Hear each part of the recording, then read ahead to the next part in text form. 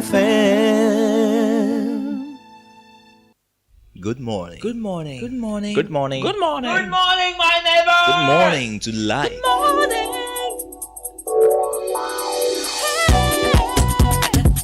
Music, talk,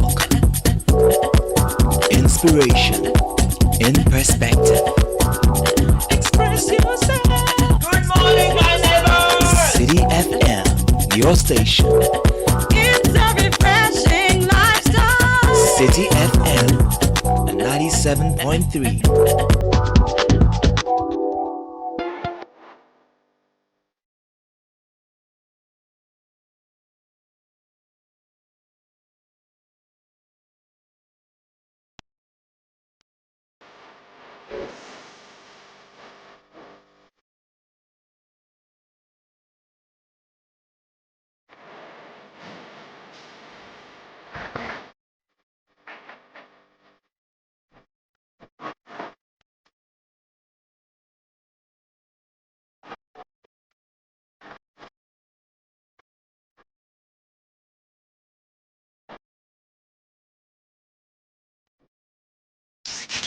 This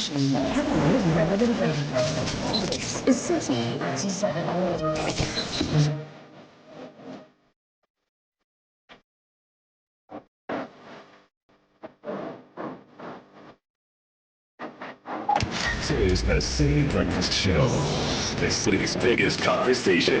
The Citi Breakfast Show. Lots of all the noise.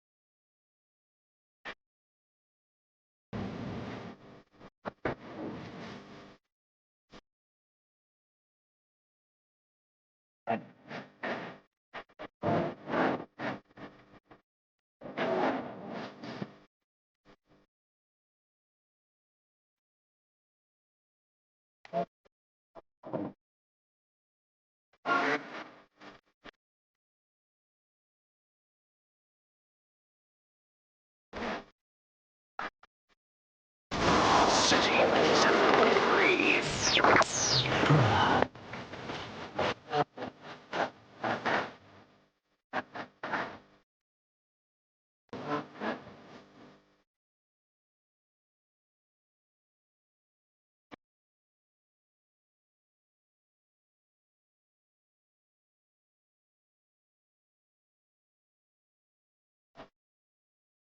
Twenty-seven minutes past 6. Timmy Dakolo. Everything. Amen. Amen. Amen. Amen. Amen. Beautiful song. Sometimes just look at nature and have hope. This morning when I saw the sun begin to emerge from the dark clouds on the east, and I knew that weeping may endure for a night, but joy certainly comes in the morning. The contrast of the bright orange sun to the dark dreary gray of the clouds tells me there's definitely going to be great things happening. If you can emerge from the ashes of defeat, self-doubt, self-sabotaging thoughts, and basically say, I will not die but live. I will give my best to this moment. I will do the best I can to be the best I can, to the most that I can. You need to learn the art of self-talk.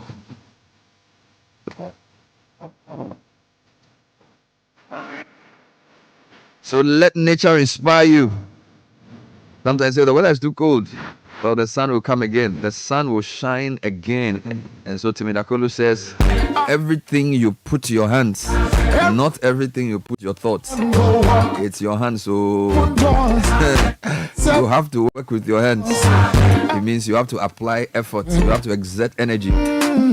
Wishful thinking doesn't generate any results, and loose talk only leads to loose results. You need to put your hands to work. It's the figure of speech that talks about application, that talks about energy, that talks about doing it yourself. That's the spirit of the Ghanaian.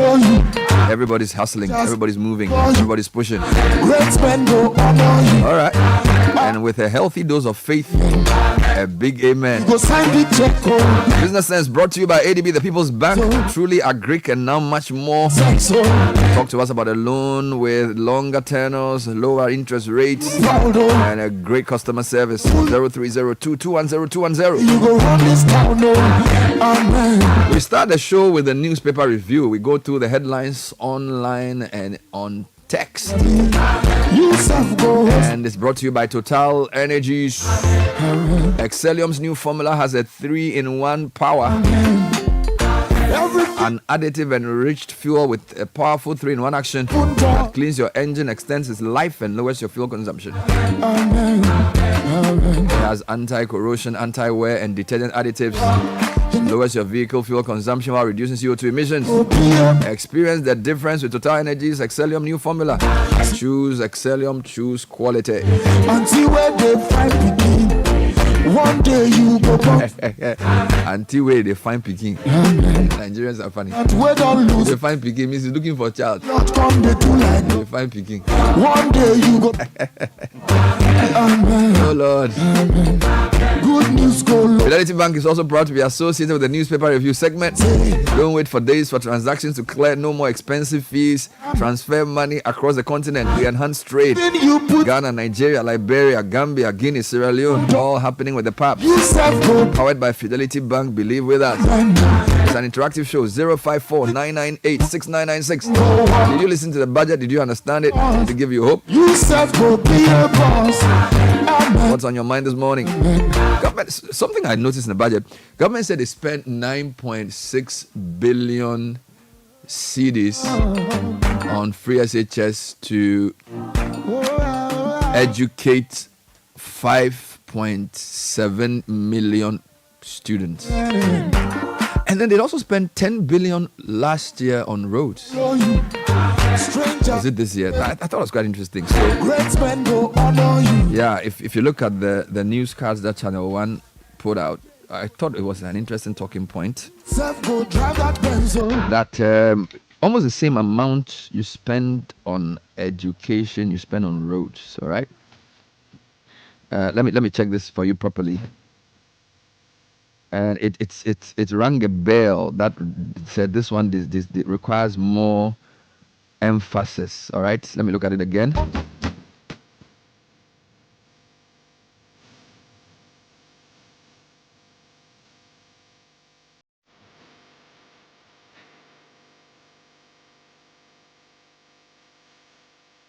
Yes, so over 9.9 billion cedis spent on free SHS, 5.7 million students have benefited. So this suggests since inception, right? So let's say 10 billion cedis to educate almost 6 million people.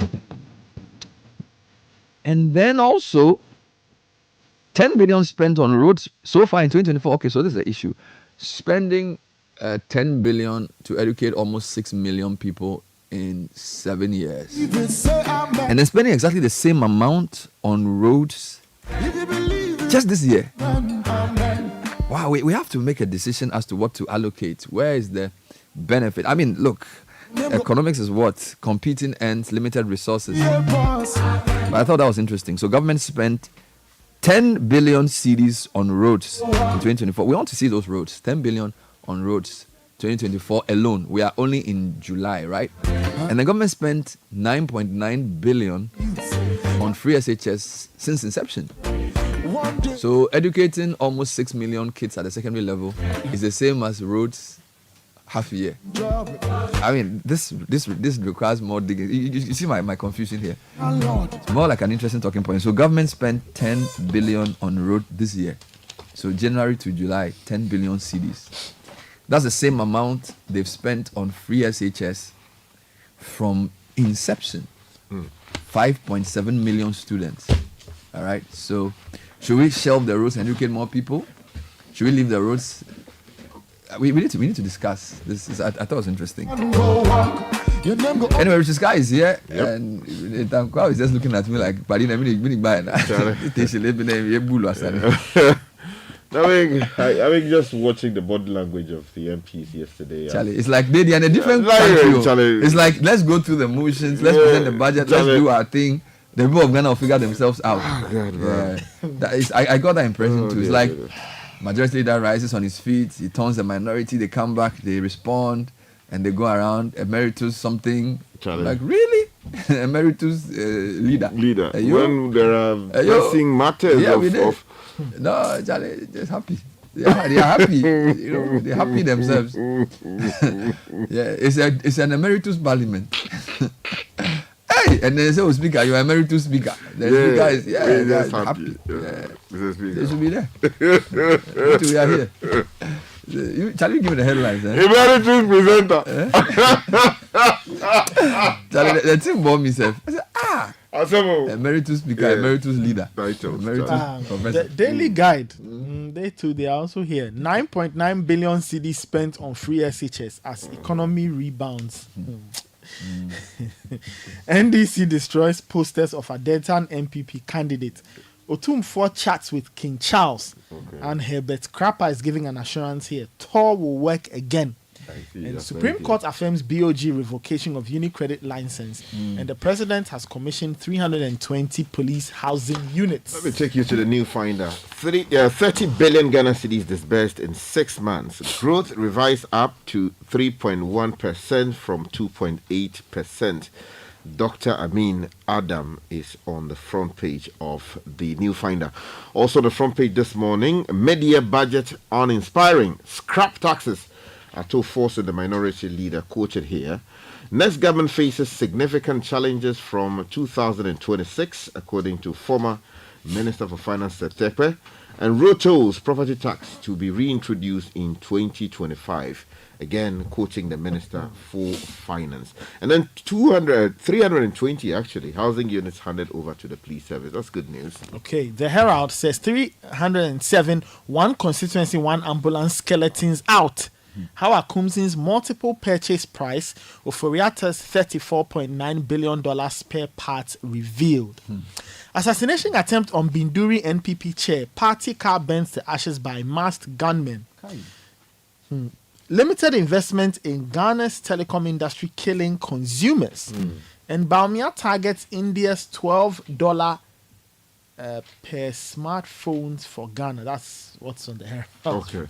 Well, that's good news. We need to put mobile phones in everybody's hands if we want to do digitization and all the things we're talking about. Yes. So the Chronicle says, Finance Minister tells Parliament, we're living within our means. No need for supplementary funds. Also, Akufo-Addo opening these new houses for the police makes the front page. And the MCE, others laud Bright Senior High School students for academic excellence. And Fitiwe family denies allegations of fraud against former member of parliament. And the photograph of Emmanuel Ni Okai Lai, the former MP for Amasaman. Yeah. The Republic Press, economy shows good signs. Finance Minister states as he assures of steady growth. No apology. Dr. Freer refuses to back down in speaker feud. Okay. Road tolls coming back, Minister confirms. And in the Eastern region, police investigate death of 28-year-old man. The new publisher says this morning, mid-year budget review, economy bouncing back fast. Government hands over those new housing units for the police. And then again, the story about the former member of parliament not involved in fraud also makes the front page. The Inquisitor newspaper says, last hour contracts, Uforiata on OSP radar. I'm proud of my achievements as Energy Minister Napo, and he's here taking a citation or receiving a citation from an official of the ministry. I won't undermine Yagbonra, Abuja Napo says, and Nungwastu lands under siege as military police destroy plush houses. The Ghanaian publisher says 9.9 billion Ghana cedis spent on free senior high school since 2017 as Bernard spoke about a short while ago. Akufo-Addo, again, opening those new houses for the police. Roman Catholic Church honors Honorable Collingson team. And cervical cancer can be eliminated if prioritized. I don't know these days. I don't know what really guides how front page headlines are made. What do you mean? Like there are lots of Some commercial of the stories. Yeah, the stories. Charlie. You know, it's It's called survivor. Sana Yeni. So they are balancing somebody. the news with what has to also. Brother, concentrate on your work. BNFT economy. Which don't be your problem. The stories there, they also have some things. Why? Charlie. Don't people do front page advert? It's advert. Boys for So maybe support so they themselves. just call it advertorial. In addition to that. So there's editorial and there's advertorial. Yes. All are part of media survivor. Economy on right trajectory. Finance minister in here. There's a picture of him here on the front page of the BNFT. Supreme Court vindicates BOG in unique credit license revocation, and West Africa moves closer to unified electricity market with proposed grid code. All right. The informer OSP chases Oforiatta over 11-hour contracts, as you stated. Construction ambassadors gets new chief executive officer for ordering MP out of the chamber. Tyrant Bagbin fired, and then also less managed flawed constitution. A University of Professional Studies professor is talking here on the front page. Let's finally we're on the Daily And Post. then this one, scrap the taxes. Ato Forson is telling government on the front page of the Daily Post newspaper. And then also some other stories here. Calls for debate on necessary. Answer the 170 questions you asked Emisa as Asiudin Kechia is replying. Let's take you online. Citi Newsroom. A couple of headlines here. Debate Bawumia if you want to be president again. Apenyu Makin tells Mahama. But Adongo says Mahama won't debate Bawumia to revive his failed career. So one of the headlines emerging from yesterday. Akufo-Addo defends appointment of additional judges also on citinewsroom.com. And then the strikes. Nagra demands removal of NASIA executive director. Meanwhile, Professor Abdullahi says CTAC strike undermines Ghana's tertiary education system. And then lots of headlines on the budget. For example, media budget uninspiring, hopeless Ato Forson. Meanwhile, Amin Adam, the minister, says Ghana's public debt is now 742 billion from 658. He also spent some time talking about the various projects. All of that on the front page. If you go to my journal line, lots of reactions to the budget. Economic gains not felt by businesses despite positive indicators. This is hoteliers and Guta speaking to the budget. Meanwhile, they say they are disappointed, the hoteliers, over media budget review neglecting core issues. All right. And then a few more headlines from the budget. Non-introduction of new taxes is a form of relief, according to Stephen Amwa. And then Ghana's public debt rises to 742 billion cedis. The GNA is also focusing on aspects of the budget and highlighting the amount spent on various things. And then Finance Minister engages Arab Coordination Group as well on 12 billion. Let me just take globally. Kamala Harris has given her first major speech and attacked Donald Trump. A couple of headlines around the world suggesting that she's also raising money as the options for her VP pick come to the fore. Let's start with the budget, Sky. Bernard, before we go to the budget, let me just remind our listeners that today is the 24th day of July, 2024. So that's 12 years ago. And exactly 12 years ago, today we lost a former president, John Evans Atta Mills. I remember. Yeah. And there is a beautiful tribute done today by The the Daily Daily Post? Post newspaper. What did they say? Yeah, so they say on page 6 that exactly 12 years today, right from the early hours of the morning, the sun refused to come out from behind the clouds, making the dark clouds cast a gloomy mood over the entire country, unlike the previous day. No, it was not raining. It was just that the sun would not come out in its glory as it did the previous day. Yeah. And then also, as you go on to know, later that day we were told by the presidency, then at the castle, that the president was no more. So we use this opportunity just to once again. You want to wish take the us back to that morning? I can see that. It was the very first time that we were losing. Yeah. It was pretty serious. Yes, Yeah. Witnessing it was. I remember 12 years ago, I actually tuned in to this network to hear Sky. You are not working here at the time. I wasn't. I joined a few months after. He was here with me. Anyway, he read the story. yes, he did actually. Page 3 of the Daily Guide: 9.9 billion cedis spent on free SHS, and the Finance Minister, Dr. Amin Adam, has disclosed that a total of over 9.9 billion cedis has been spent on the free SHS program. According to him, the impact of the program is evident, with the initiative having benefited a cumulative total of 5.7 million young people, many of whom may not have had this opportunity. Presenting the 2024 mid-year fiscal policy review of the government in Parliament yesterday, the Finance Minister said the President had stayed on course for almost the past 8 years since announcing the policy in 2008. And he said, quote, the government allocated 400 million cedis on the 2nd of March 2017 to implement free SHS. We also indicated that our oil resources would fund the program, as the President believed that every Ghanaian child needed to benefit from the oil resources, he said. I think the main headline from this is that the budget, they didn't ask for supplementary budget. So basically, it was just a review of the revenue targets a bit up, and the expenditure will come down because we are spending less on paying interest. Basically, that's the headline. The rest is just people doing politics on the aisle. That's right. So that's the main headline. The fact that we are not asking for any new money. We'll see the year through. If you go to the new finder, they say, for instance, that 30 billion disbursed in 6 months. 2 paragraphs of that story. The government has disbursed over 30 billion Ghana cedis to various sectors within the first 6 months of this year to support ongoing initiatives and clear outstanding payments. Now, this substantial allocation underscores the government's commitment to enhancing public welfare and economic growth. Up that story, road tolls, property tax to be reintroduced in 2025. Isaac Adu reporting says, to enhance revenue mobilization, Finance Minister Dr. Mohamed Abid Adam has announced the reintroduction of road tolls and the integrated property tax system next year. Now, the minister made this announcement while presenting the 2024 mid-year fiscal policy review to Parliament yesterday. Now, the question is, in what form are they bringing the thing? That's a back? very good question. The budget statement just talks about the money. The details are now. And also what it means for the e-levy. Remember, this dance road toll or e-levy. Yeah, road toll or. But it was also e-levy versus IMF. IMF has come. E-levy is still here. So I think that one is gone because e-levy was pushed against road toll. It was pushed against IMF. But IMF e-levy came. IMF followed. So road toll is following. Now, let me give you a few reactions before I go to a very interesting story. Economic gains not felt by businesses despite positive indicators. Hoteliers and Guta. It's a major online story. It says the Ghana Hoteliers Association president says government is scoring positive points with some economic indicators like inflation, but it does not translate into gains for businesses. Edward Akanyameke told PM Express that the reality on the ground is that the economic environment is eroding the profit of businesses. And then he said despite the sustainability that the minister talks about, there's a mismatch between what is happening on the macro level and what is happening on the ground. That's the everlasting question, right? Okay.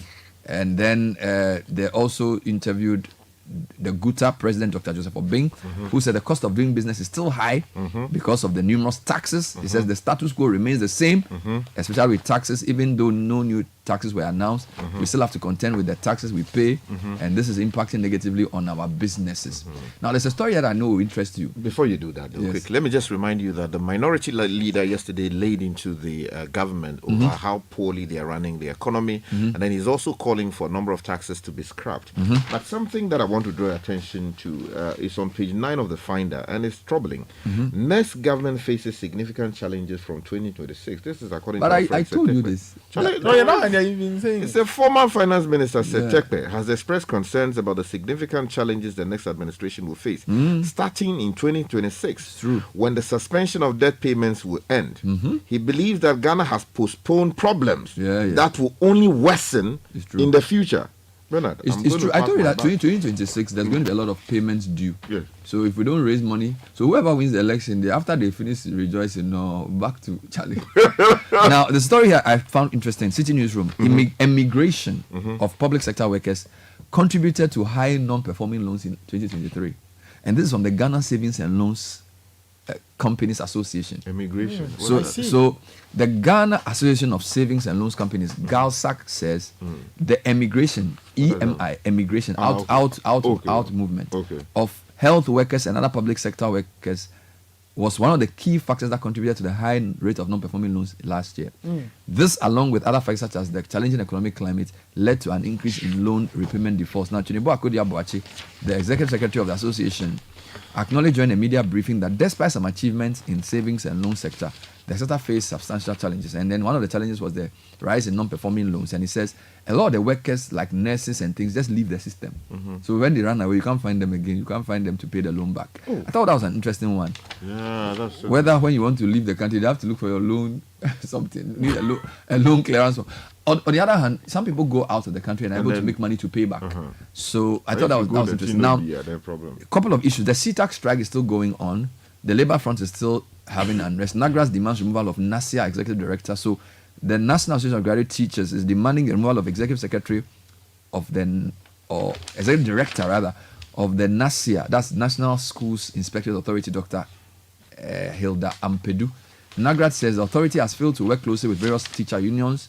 They are questioning why the authority has sidelined trained teachers under the Ghana Education Service to embark on inspections in various schools.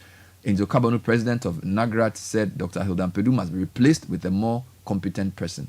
Then CTAG is also on strike. And Professor Abdullahi, Abdullahi Jinapo, who is the acting DG of the Ghana Tertiary Education Commission, says he's concerned over the ongoing strike by Colleges of Education Teachers Association. So the people training our teachers are on strike. So if we need new teachers, that may delay. He's saying that this is negatively impacting the country's tertiary educational institutions. Now, members of CTAC from 46 colleges of education have begun a strike, and this was since June 14. The strike is a result of government's refusal to implement the arbitral award and conditions of service, leading to students from various schools leaving the campuses. Now, speaking to face-to-face Umaru Sanda on Channel 1 TV, Professor Abdullahi said this strike by CTAC does not augur well for the education, particularly tertiary sector. Okay. Let's go back to you. Okay, so if you go to the Informer, there's a story that says that a former finance minister is being sought after by the OSP. Now, the story on page 3 of the paper says OSP chases Oforiatta over 11-hour contract. Now, credible information available to the Informer newspaper indicates that the Office of the Special Prosecutor, OSP, is closing in on the immediate past Finance Minister Kenneth Nanayao Kununku Oforiatta regarding 11-hour contracts he allegedly awarded. And according to the information, some of these contracts were allegedly clothed in huge scandals of gargantuan proportions. Now, the information further indicates that a couple of days before Dr. Mohamed Amin Adam took office as finance minister, the ministry was alleged to have signed some 17 commencement warrants for certain entities and outfits for various transactions. And is that the same thing the Herald is talking about? Yes. Ambulance. So there's an MP who has filed a petition. What do you call it? Honorable Sami. No, but what I'm interested in is that when they say one ambulance skeleton, what are you talking about? Are you saying that the ambulance are deteriorating? No. They are saying, like he said, there's a lot of mystery around it, and the details are beginning to emerge. So that's the skeleton, referring to. Apparently, there were some spare part deals concerning the transaction, and Honorable Kujatua Blakwa believes that the contract has so many question marks about. All right, government to introduce paternity leave and extend maternity leave. This was in the budget. I thought it was a good social story. Dr. Amin Adam announced that the government, in collaboration with its social partners, has developed a draft labor bill 2024 to strengthen labor administration and regulation in the workplace. Now, key reforms in the bill include the extension of maternity leave and the introduction of paternity leave, among other measures aimed at improving employment coordination and strengthening labor migration and governance. Now, still on the social sector, an amount of 5.4 billion cedis was disbursed to support LEAP school feeding and NHIS program. These are all social sector programs. To reduce the burden on the vulnerable, they disbursed 5.4 billion cedis to support LEAP school feeding capitation grants since January 2024. The minister disclosed during the media budget review presented to Parliament. Yes, so the story about 320 new houses for the police is a great one. I think there's something really great happening with the police service. You're passing the front of their headquarters and you are so happy. Now, if you go to the Chronicle, you notice that the opening of these new houses, they have a pull-out or maybe a center spread of the president opening the place, IGP Dampare there, the Minister for Housing also there. This, we are told, will go a long way to ease the pressure on existing facilities so that our officers can move in. Let's go to Daily Guide, Nathan. Page 6 of the Daily Guide. The Supreme Court has affirmed the decision of the Bank of Ghana to revoke the operating license of UniCredit Ghana Limited. The court, in a unanimous decision, reversed the decision of the Court of Appeal and upheld that a High Court in Accra, which had found that the BOG committed no error in revoking the license as it followed the law to the letter. The BOG on the 6th of August 2019 declared UniCredit Ghana Limited insolvent and revoked its license to operate as a savings and loans company under Section 123 of the Banks and Specialized Deposit-Taking Institutions Act of 2016. Stay in that paper. There's a story about Tor working again. Yes, Give me the Herbert highlight. Krapper is here. He's the Minister of State for the Ministry of Energy, and he has given the strongest assurance that the government would ensure that Tor concludes the process of securing a strategic partner within the next 90 days for it to commence full operations. He indicated that the government was committed to ensuring that the state refinery was revamped to refine products to provide both the local and international markets and generate revenue for the state through the provision of capital, technology, and efficiency. He said while the process progressed, there was the need for immediate interventions to prepare the refinery. And these I wanted to say included- something here. You know, yesterday on my drive from Dabraka to Tesano, I noticed that the traffic was flowing very nicely. Okay. You know, you were complained about tiptoe lane when you're driving from the circle towards Kokomlemle. All the trotros were parked well, both going and coming. And I saw police at traffic lights all through. That's good. It's not good. They were doing it because the president was coming to Tesano. You see, and I'm asking myself, so is it that, so it means the police know that there's traffic congestion and there's lawlessness on that road. No, the president. But because the president and IGP are coming, Yes. I saw police trucks everywhere. I'm not saying don't protect the police, but it means you know that there's lawlessness on that road, but you choose not to do anything. And when the president is coming, then you let it seem as if that's how it's supposed to be every day. It's not right. No, they are not doing it to show the president that that's how it is. They clear the people, though. Yeah, they are doing it because they want the president to come and pass and do his business. No, but that's not correct. Yeah, Because that's if wrong. you have police who can do this, which means you know that the trotro drivers' lawlessness is affecting the rest of us, isn't it our productivity that gets money to pay all those guys? Exactly. So if we can have traffic congestion, no police presence, then when the president is coming to Tesano, you bring almost 100 police people to be on that road. What's the meaning of that? I agree with I disagree with that. Yes, I agree with you.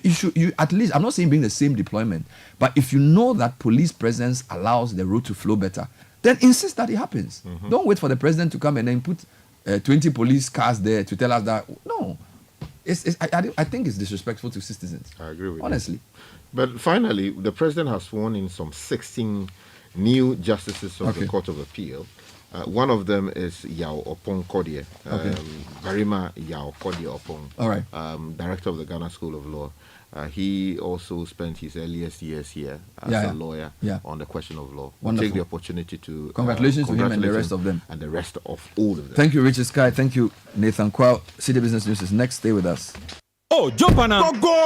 Google me. And what time will you come back where I don't hear the sound of your car? Why you buy new car? No, I don't change my car. It be the same right. It be the fuel where I change. Way one shouts it. Ever since I started using the all-new Excellium Premium Fuel, fortified with 3-in-1 action. Oh, Joe, now my car they run like electric car. No, it's so. This is the type of fuel where they want to. Because now engine they cost. Where they want for way if I buy it, it go protect my engine. And with the small way I buy, I go drive, sir. Absolutely. It's like strapping a turbocharger to your engine and giving it a protector. better. And what they bust my mindset be the 3-in-1 action, no? Excellium, they prevent up to 99% of deposit. It be anti-wear, some be anti-corrosion. Won't pay when I open there. Hey, so where can I find this magical fuel? Just head over to any Total Energy service station and your car will thank you. Hey, then make a finish my gobe fast, then rush go Total Energies. My friend, but why your hand my gobe inside? I give you info. Make a feel the gobe too small. The go-go. Yo, Pana. Excellium is designed to protect your car engine, decrease fuel consumption, and lower CO2 emissions. Don't say fuel. Say Excellium. Choose Excellium. Choose quality.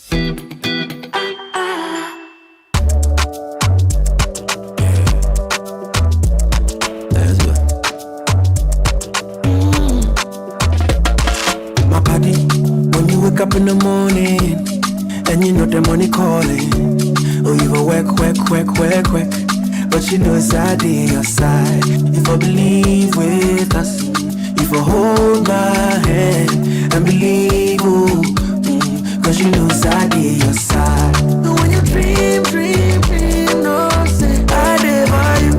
And when you hustle every day, anywhere I go, everything you do, I live on you. If I believe I live your side. Fidelity. If I believe with us, fidelity. If I know I lay your side, fidelity. This is the Citi Breakfast Show, the city's biggest conversation. City Business News is next. Is brought to you by Access Bank, MTN and Goyle. Ashika Caesar joining us with the headlines. Good morning. Good morning, Bernard. Hello and welcome to the breakfast edition of the City Business News, proudly brought to you by MTN, Goyle and Access Bank. My name is Nashika Caesar. Coming up, Ghana's total debt as of June 2024 stands at 742 billion Ghana cedis. This is according to Finance Minister Dr. Mohamed Amin Adam. Also coming up, the country's oil revenue records a 36% increase, surging to $840 billion in the first half of 2024 against the $540 million recorded in 2023. And later, Ghana Association of Savings and Loans Companies cautions public to report unscrupulous activities by financial institutions.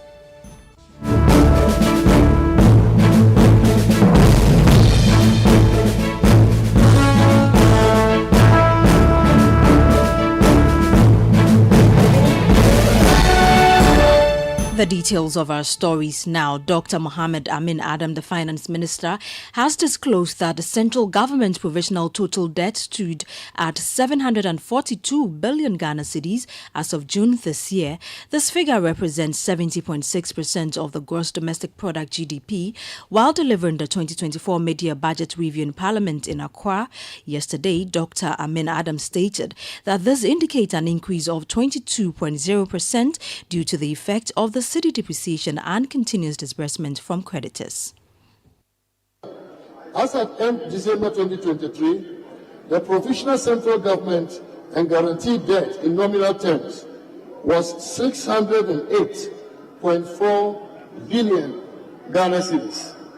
This was made up of 351.1 billion Ghana cedis and 257.2 billion Ghana cedis for external and domestic debt, respectively.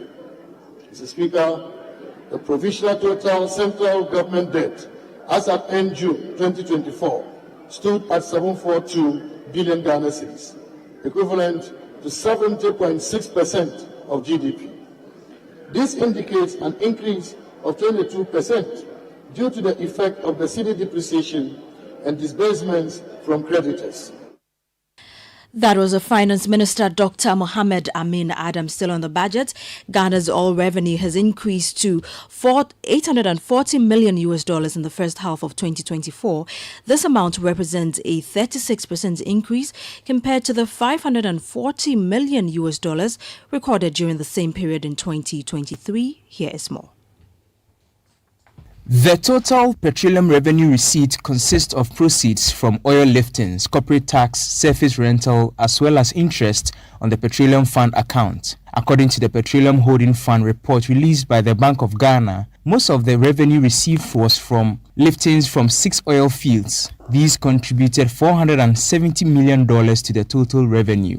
Revenue from corporate tax amounted to $350 million. Surface rentals recorded $580,000 and interest amounted to $7 million. The report, released in accordance with Section 28 of the Petroleum Revenue Management Act 2011 Act 815, outlines details of Ghana's crude oil liftings and the allocation to the Ghana Petroleum Funds. As per the law, the Bank of Ghana is responsible for receiving and disbursing petroleum revenue for the country. During the period under review, allocation to the Ghana Petroleum Funds were as follows. The Ghana Stabilization Fund received $91 million and the Ghana Heritage Fund received $39 million, totaling about $130 million.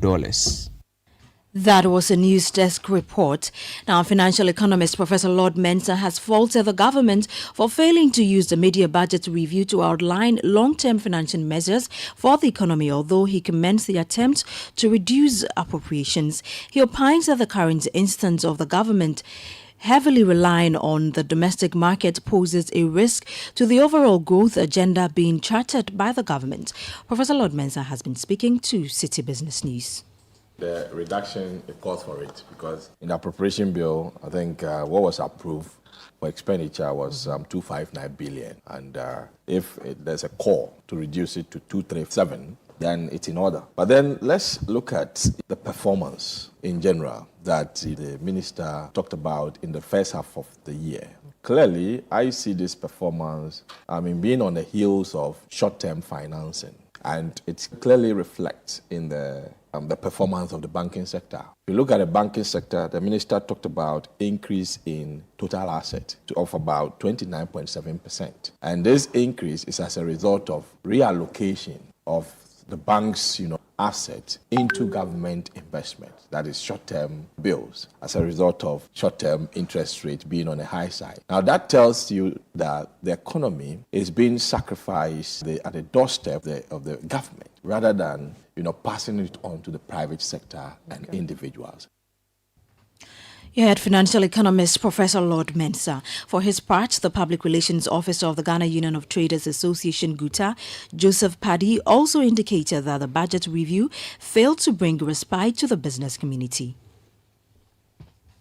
We must have a targeted areas in the economy so that we enhance those where we can have competitive advantage over it. Let's go for those ones. And those that we cannot have competitive advantage, maybe those that we can look at import. But those that we have competitive advantage, let's target those areas and then make sure we sponsor those areas so that they get the needed input, like pharmaceutical. Once upon a time, they were doing that to them and they were exporting. That was bringing revenue to the country. So if they can do that, it's a welcome. But then this mid-year budget didn't really target our challenge as a business community where we're looking for doing business being pruned down. They mentioned of obnoxious taxes, but they are still there. The 2% levy is there, COVID-19 is there, almost all the 22 line of taxes, they are still there when you go to the port.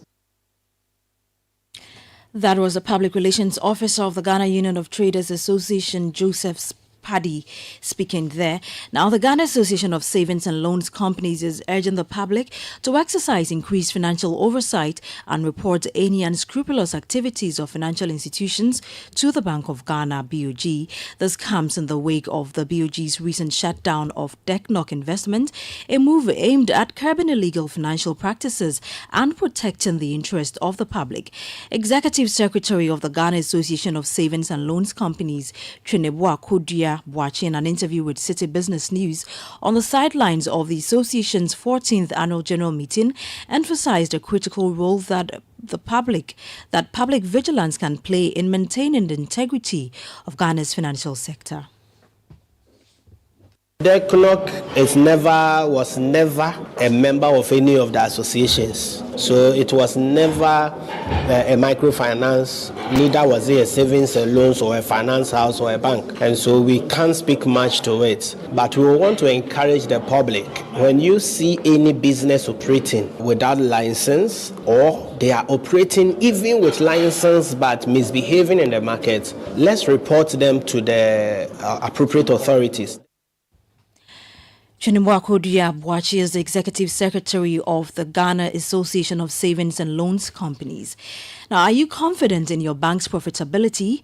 Well, there's good news for customers of Standard Chartered Bank Ghana and 19 others. According to the 2024 PwC Banking Survey, Standard Chartered has outperformed expectations, achieving a remarkable profit before tax of 79.2%, far exceeding the industry average of 37.5%. There's more in this Business Desk report. According to the financial survey, GT Bank secured the second spot with an impressive 73.1% profitability, following Standard Chartered Bank Ghana. Access Bank Ghana came in third at 64.3%, while Zenith Bank Limited closely followed with 64.1%. Stanbic Bank Ghana rounded out the top 5. Other notable mentions include Absa Bank, Fidelity Bank Limited, Societe Generale Ghana, and FBN Bank Ghana, with Ghana Commercial Bank placing 10th. In a remarkable turnaround, the profit before tax margin of Ghana's banking industry surged by 213.8%, climbing from a negative 32.9% in 2022 to 37.5% in 2023. This 217% increase marks the highest growth in the past 5 years, signaling a robust recovery from the domestic debt exchange program introduced by the government in December 2022. This initiative has significantly impacted the financial results of banks, particularly in terms of impairment on investment. However, when it comes to the share of industry deposits, EcoBank emerged as the leader in terms of deposits, loans, and operating assets within the industry, with Ghana Commercial Bank trailing in the second place. Notably, Standard Chartered Bank ranked 10th in this category. The report highlighted that EcoBank commanded over 14% of the total industry deposits in 2023, amounting to 201 billion cedis. That was a News Desk report. Now, local electrical cable manufacturing companies are calling on the government to implement policies which will protect them from unfair competition by their foreign counterparts. They argue that most of the imported cables on the market are substandard and cheaper, places local manufacturing companies at a disadvantage. Speaking to the media, the managing director of Tropical Cable and Conductor Limited, Dominic Klotzbach, called for a level playing field. Manufacturers that are unfair in their competition. So we find products in the market that are below cost, which obviously represents a support of their governments, which we cannot match. So we need to have competition on equal terms. So we need to be protected against substandard imports, about imports that are subsidized, and we need to have access to the same resources as our competitors in other countries. And if we have a level playing field, then we can also compete with the same quality at the same cost in the same market. You heard the managing director of Tropical Cable and Conductor Limited, Dominic Klotzbach, speaking there. Now, on the forex market today, the dollar could be sold to you at 15 cedis, 70 pesos. The pound is sold at 20 cedis, 50 pesos, and the euro is at 17 cedis, 50 pesos. And that's it for the breakfast edition of the City Business News, proudly brought to you by MTN Goil and Access Bank. My name is Nashika Caesar. Do have a great business day. Beautiful people, we are live in town, soaking in the excitement about the partnership between Access Bank and PABS, revolutionizing the way people move money across Africa. Let's hear directly from those reaping the benefits. It's a relief. Anytime I send money back home, my family receives exactly what I send them, instantly. I'm studying in Ghana, but originally from Nigeria. With this service, my parents send my school and hostel fees directly, and they do it with so much ease. I run a fashion business. Let me tell you, sending and receiving money across Africa without those annoying forex fees has really really cut down our operational costs. Benefit from instant payments across Africa with zero foreign exchange hassle. Visit our website www.ghana.accessbankplc.com or call our toll free on 0800 00 4400 for all your cross-border payments. Pass it with Access Bank. Access Bank, more than banking. Good energy hits the road with exciting choices to energize your ride, giving you more options to take you further. Watch this space for your choice. Goyle, yeah. Hey, managing a business is not easy. I mean, all the beyond boss or CEO, entrepreneur, it takes hard work and a whole lot of please come and buy. Me, I'm getting tired though. I mean, I care about my business, but this stress and sleepless nights. Hey! Dentina, unko MTN SME month nubi. Yes, yeah, fine pound. See, Bra Enoch, who sells electronics on our junction, he participated last year and he got a lot of expert advice and some tech things that has made running his business very easy. Because it's like he's not part of us. It's time to take your business to the next level with modern tools and solutions designed with you in mind. Join MTN Business this July in Accra and Kumasi as we partner with SMEs for growth. Visit mtn.com.gh/business or call or WhatsApp 0244 308 111 for inquiries. MTN. Join the conversation on the Citi Breakfast Show on Facebook at facebook.com/Citi97.3, Twitter at twitter.com/Citi973, and Instagram at instagram.com/Citi973 with the hashtag CitiCBS.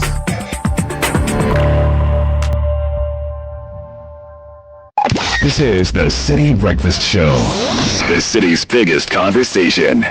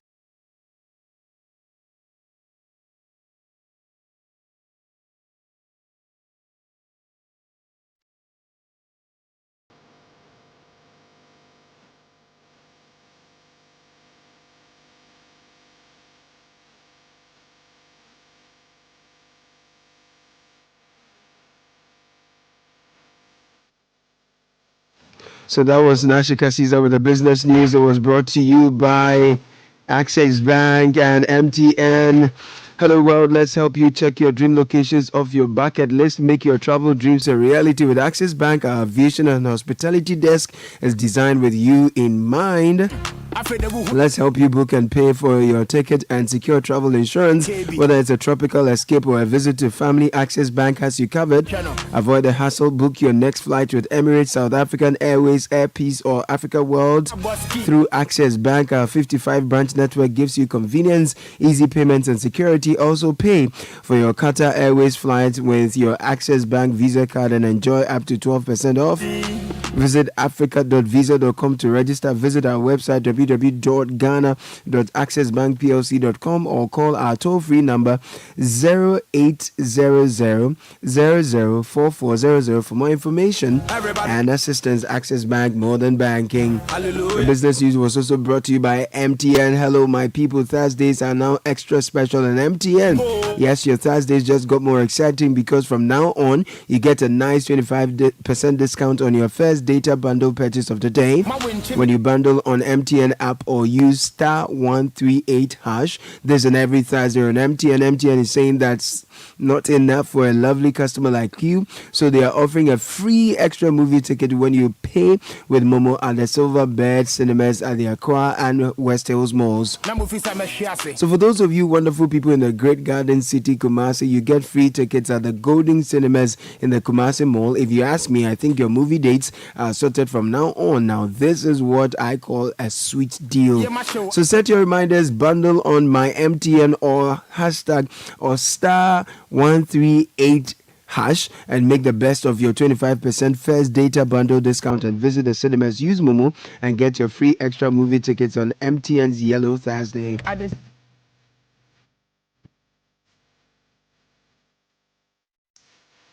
It's time for kickoff, and Gabby Offer is here. Kickoff is brought to you by Lesheho.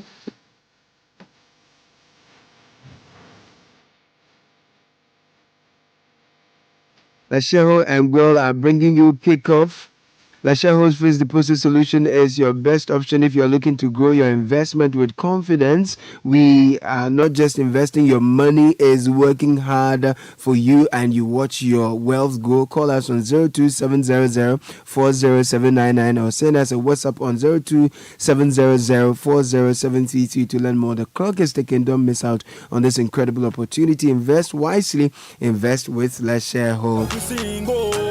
Now, Shell says that when you buy from us, you are buying more than fuel. With our Dynaflex technology, our Shell's most advanced fuels designed to prevent deposit buildup and keep your engine clean and protected. We also designed to help save fuel and get extra kilometers from each tank fill so you can do more in your day. So drive into any of our Shell stations today and fuel up. Go well.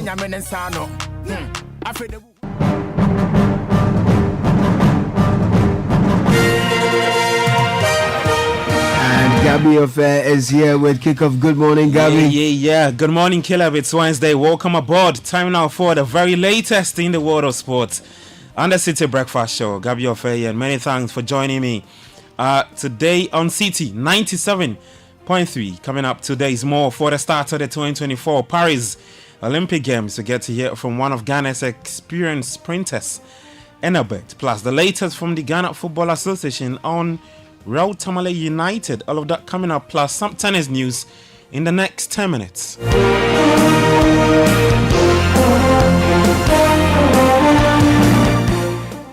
And we head to Paris first, where Ghana's Benjamin Azamati has expressed that representing his country holds great significance for him as he prepares for his second Olympic appearance. Now, Azamati, along with Ghana's team, are at the Olympic Games village after a training period in Strasbourg. The competition is set to take place from July 26, that's on Friday, to August 11, 2024.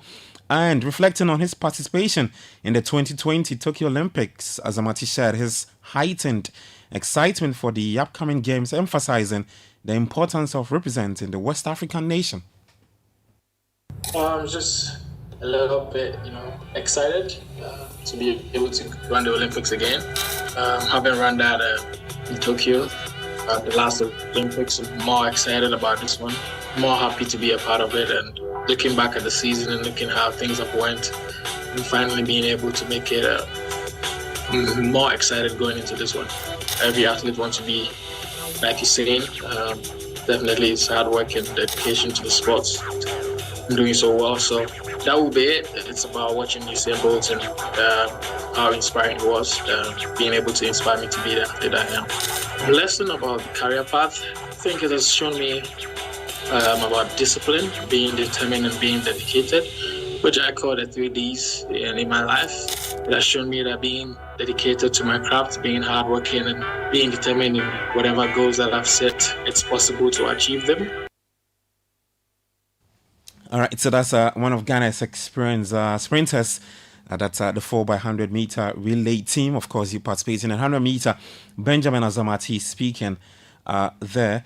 Well, away from that to some other stuff, and Ghana has achieved significant milestones in sports development this year with notable advancements in infrastructure and noteworthy performances in international competitions. And that's according to the Minister of Finance, Dr. Mohamed Amin Adam, during yesterday's Media Budgets 2024, of course, review in Parliament yesterday. Now, Dr. Adam reported substantial progress in enhancing sports infrastructure and nurturing talent, ensuring that Ghanaian athletes are well supported to excel.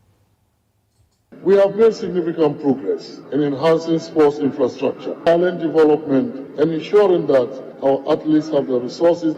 Ghana successfully hosted the 13th African Games from the 4th to the 23rd March 2024 in Accra at the new international standard multi-complex sports facility at Botiman and the newly commissioned University of Ghana Sports Stadium. We placed 6th in the medals table with a total of 69 medals, 19 gold, 29 silver, and 21 bronze. This is Ghana's best performance at an international multi-sport event so far. Mr. Speaker, the Black Challenge of Ghana also participated and won the trophy in the 2024 African Amputee Football Cup of Nations tournament, hosted and organized in Egypt. This win secured the team a spot at the 2026 Amputee World Cup tournament.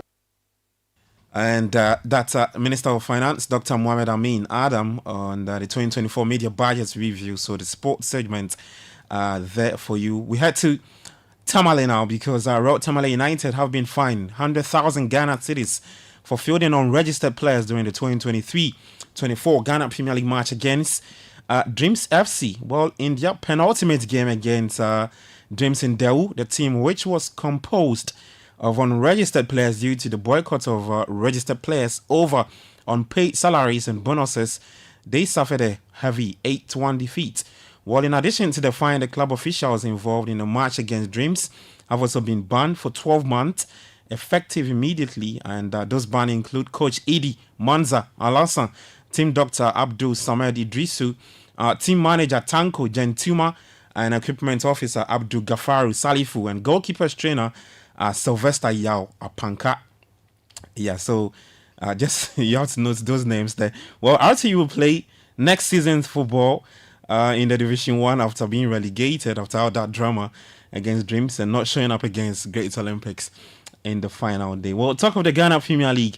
The 2024-25 league season will commence in September, and the new season will have the first round of games taking place at various league centers in the period between September 6 to September 9, with the second round taking place over a 3-day period from September 13 to September 16. Well, the upcoming season has 3 debutants in the league, with Basake Holy Stars, Vision FC, and Young Apostles set to commence in the Ghanaian Top Flights League 4 the very first time. Now, for Vision FC, they have a new coach in Anakwiku Ajiman. He's a assistant Black Starlet coach, and he's now the head coach for Vision FC. Remember that Nanakuku Ajiman worked as assistant for Lai Kensen during the 2024 WAFU Zone B Championships held here in Accra.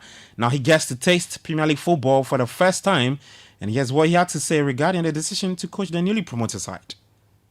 I've had lots of approaches in the past, but I thought the time was not right.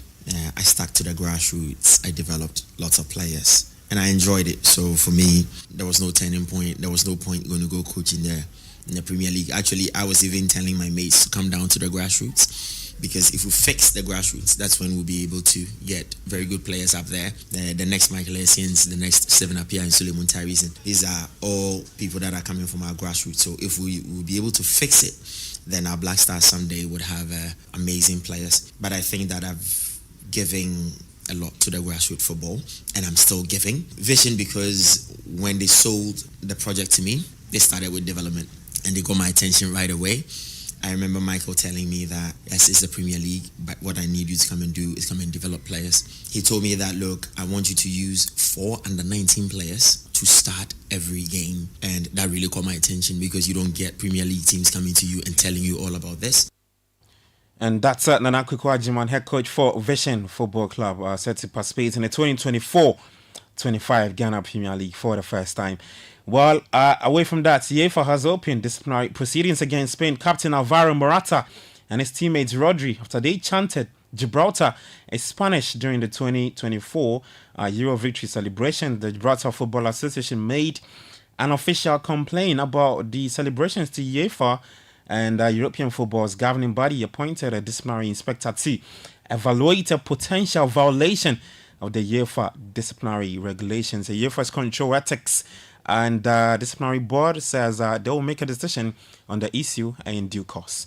Well, some preseason matches played yesterday. Sporting CP beat Sevilla by 2-1. Manchester City, they lost to Celtic by 4-3. Jose Mourinho's first game in charge of Fenerbahce saw a 7-goal thriller ensue as the Turkish side won 4-3 and the first leg of that Champions League qualifying second round against Lugano. To Arsenal, and Jurgen Timber says they must be perfect this season in order to win silverware.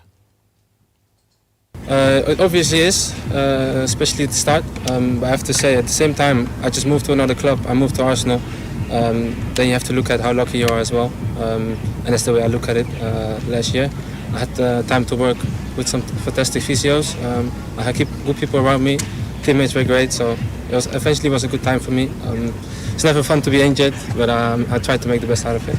And what did you think overall this season? Yet again, Arsenal finished second, almost perfect season, and there's one team that's just too good. Yeah, well, you said almost perfect.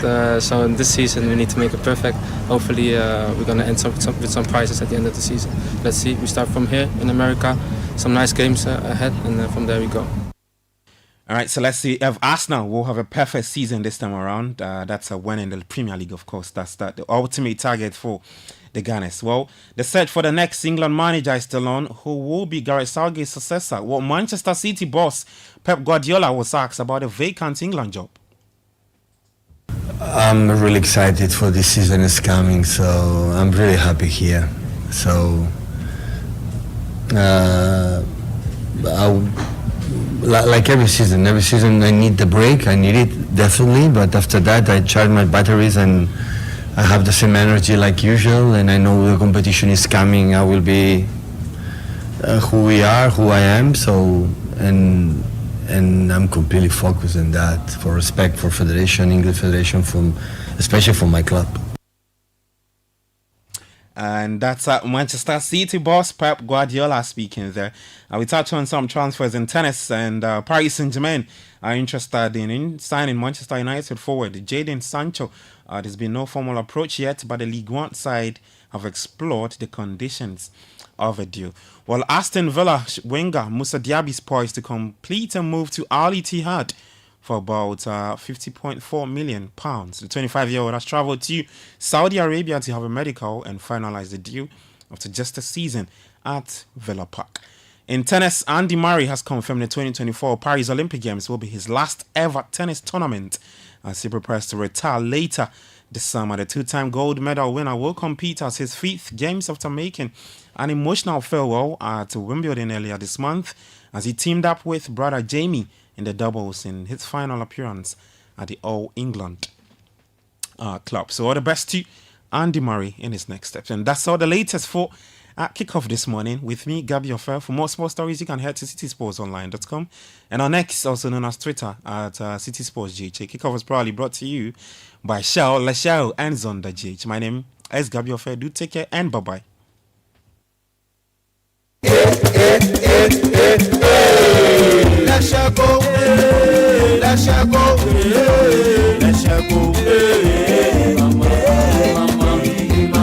If you need unique services, innovative financial solutions, we deliver on our promise, cause we are number one. Let's share go, we improve your life.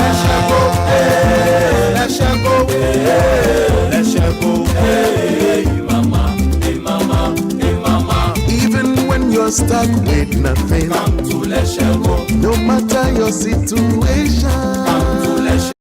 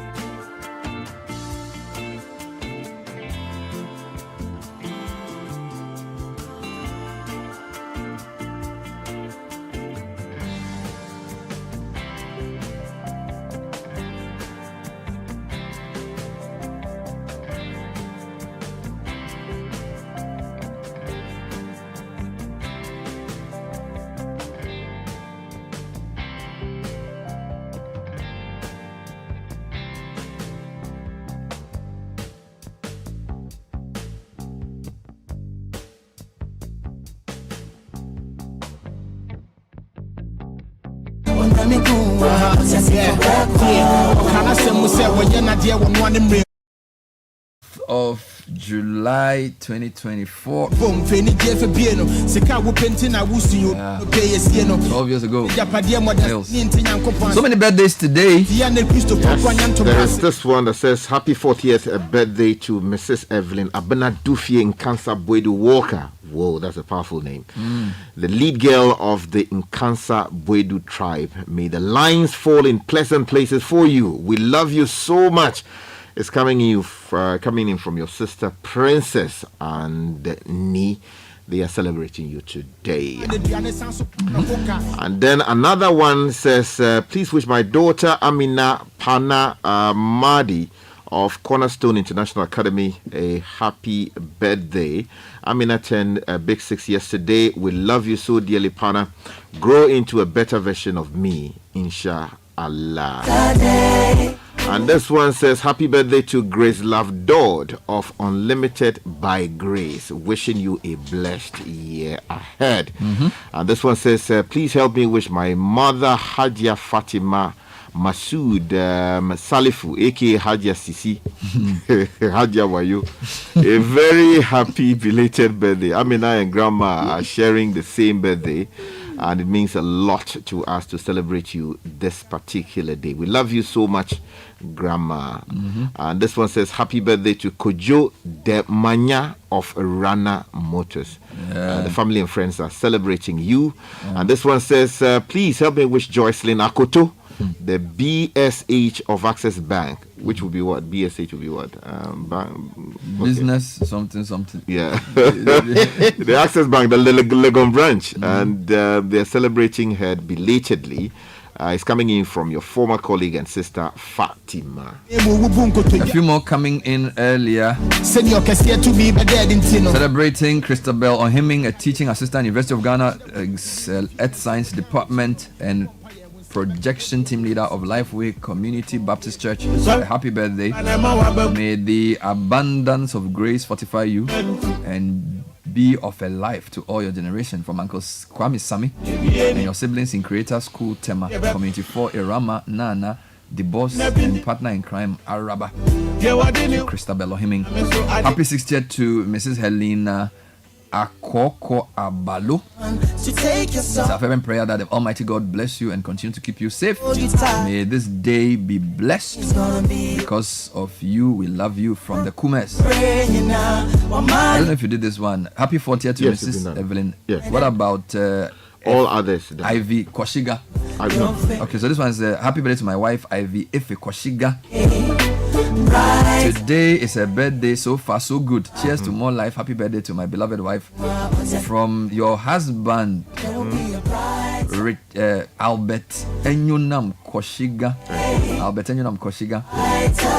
And also from Chloe Caden and Camilla. Richard, Albert, what is Chloe, Caden, and Camilla? Some people want to stop their children ahead of time because when they grow up, they just go and carry something and put them as part of their. This is my friend. So not think through it and give them something now. Charlie, Camilla, dear Sally. Camilla. But why did you have to start with C? Chloe, Caden. Yes. I haven't even heard some of these names for Caden. Caden, yeah, there's a name like that. Hey, Camilla Pakabos. Yeah. Hey, Albert Koshiga. Albertino, I salute you. Big man. But I they laugh, Charlie. All right. Now, this Mama Hajia Sisi. Yeah, we've done that. It's actually Farouk's mother. You know Farouk, right? Uba Farouk Atipagu. No. Not which of them? No, Farouk in Citi Editing. Farouk the editor. Okay. No. Yeah. Hajia Wayu. Hajia Fatima. Masaud Salifu. Hajia Sisi. The big woman. Hajia Sisi. Yeah, let me give you a few more. Happy birthday to Mr. Kofi Amwewa, formerly of Bank of Ghana. You turn 65 years today. You've been a blessing to many, and we celebrate you this day from your wife Irene and the entire family. Yeah. Mr. Kofi Amwewa, I think he's an Accra man, I'm sure. Because the last time I saw him at Grace Chapel. opposite Accra Academy. But No, he looks like an Accra Academy person. oh, I'm sure. but if you see He behaves like one. It's the good type, not the bad type. You know, Nathan is the good Accra version. There are also some Accra ones we don't understand. Oh Lord have mercy. So apparently BSH is branch service head. Oh, I see. Branch service head. You know, they use these things to let you know you are not part of the system. Oh, Charlie. You know, and they say BSH, bankers know, but we don't know. Charlie. They say branch manager. They do you offside. So let me say good morning to my friend David Akindele. Akindele. Oluwaseun. We are. No, he's a big man. Yeah, If they speak gun pass. Charlie, when you meet a Nigerian man who they speak tree and guy, I say this man is a suspicious character. But David is a good guy. A solid guy. He has a fantastic story. Oh, beautiful. Yeah, he's a Charlie. The name is what, David what? David Akindele Oluwaseun. That must be a Yoruba man. He's I think he's a Ghanaian. You know, in all the corners, you know, he's a Ghana man, pure. You know, he's of course he's a Nigerian, but he's a Ghanaian. Yeah, no man. So he's a Ghanaian. Ghanaian. Yeah, it's like Wale. Allah. Wale is a Ghanaian. You know, Nigerian man stay Ghana plenty. Primus. You know, there are some people go back to their country, but I think they feel more at home here. Oh yeah, with your Charlie, because when I went to Warwick University, we organized the first Ghanaians in Warwick program. And then I saw this Indian guy. I said, excuse me, we are having a Ghanaians in Warwick. He said, I'm a Ghanaian. I said, what's your name? He mentioned. I said, he said, my great grandfather was in Ghana. Me, I'm a Ghanaian. Me catch you. Third generation. I actually met him recently. We came here. Yeah. Oh, beautiful. So he says oh yeah, that's right. In the plastic space, right? Oh yeah, our band, yeah. I've been in Ghana my whole life, so I don't know any country again. So, you know, I don't know. So you know, just like we say, some Ghanaians are in the UK, they can't come back. Yeah, it's beautiful. That's some too. They've become Ghanaians. Oh yeah, that's when right. you go to Kumasi, you meet some Lebanese speaking to. Allah. I say like if you meet this guy, like this guy, what's his name? The NDC guy. Okay, I mean, Yamin. Charlie, Yamin. Yamin is Kumasi man. Pass, you know. I don't know. Oh, we did that space. Hareza Core, Alhaji. Charlie, they've become very Ghanaian. Oh yeah, extremely. I don't even know if they even travel back to where their great grandfather came from. They are part of the governance. Part and parcel of the system. Yeah, they're always welcome. Yeah, we love you. So David, you are a big man, Charlie, and he married a Ghanaian woman too. Oh, then I saw. I should say he didn't call his children your call. Now Kylie. Those things. Okay. I was right. So Amwewa is an Accra man. The former BOG man. He's an Accra man. Mr. Kofi Amwewa. Oh, okay. Yeah, he's an Accra man. I think so. I think he's the president of Yeah, he used to be something in the Accra system. Yeah. Mr. Kofi. Wow. Okay, I know him as Mr. Kofi. I didn't know that was the Amwewa is there, but it's for really the coded ones. I see.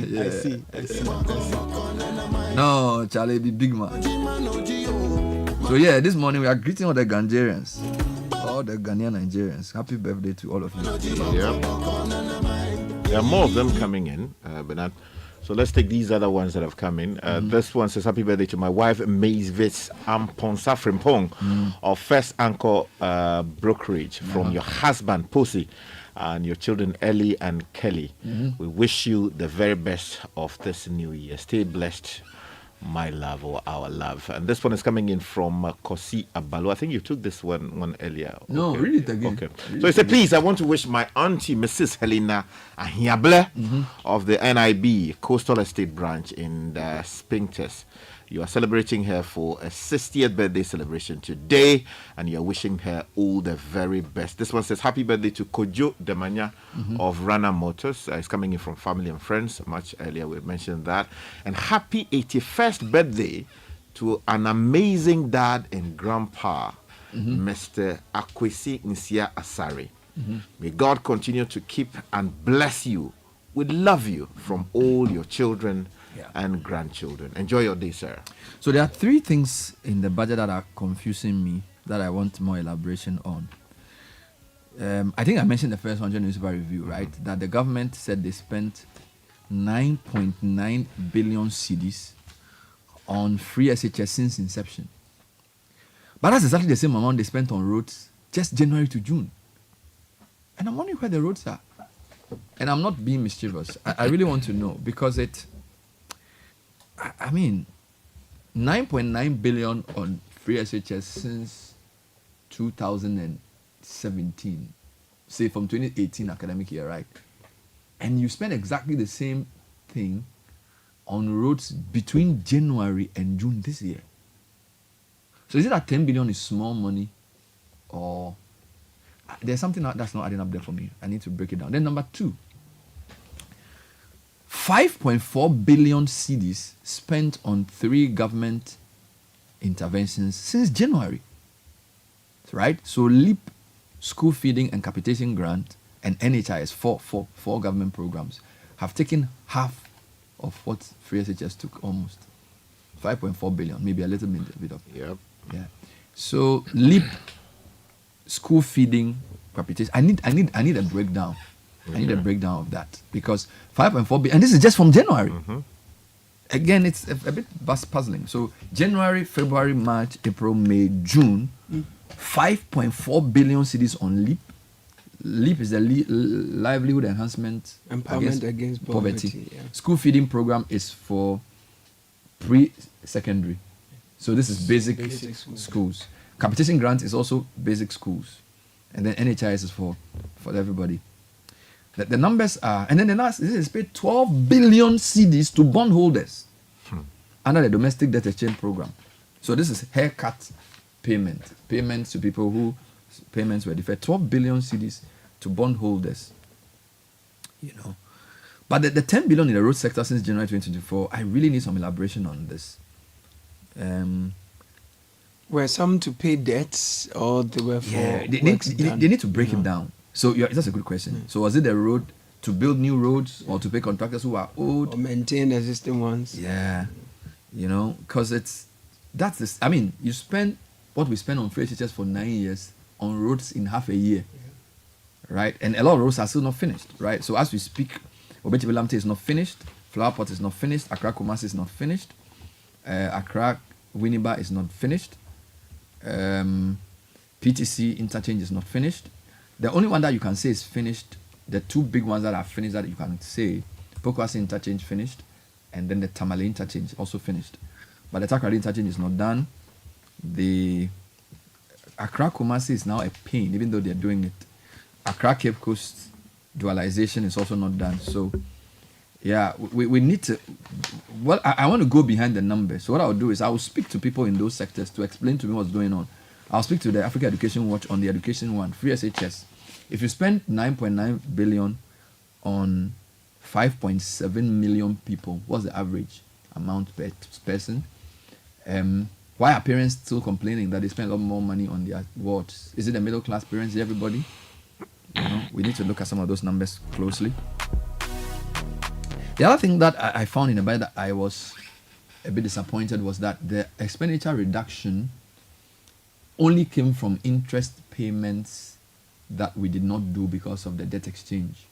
So it wasn't as if government actually cut expenditure on itself or on any project or anything. They just, because we negotiated with the Eurobond people, we negotiated with the bilateral people, we've saved some amount of money that we would have used. So if government says we are reducing our expenditure outlook, it's from deferred interest payments or interest payment savings. Right. Not necessarily because the government agreed that the expenditure was too high and they needed to cut. And I felt that they could have done better there. Right. Yes, that's true, because over the past we've been told that they're going to reduce flights to only critical people. Fuel coupons were not going to be given any longer. Some announcements like that were given. So what kind of savings were made in that regard? I get the impression, and I'll be wrong, I get the impression that the government, through the Minister of Finance, is saying that, we've gone through the worst, and therefore we can relax, but like things are getting better. And I'm not sure because the way I see some of the reliefs and the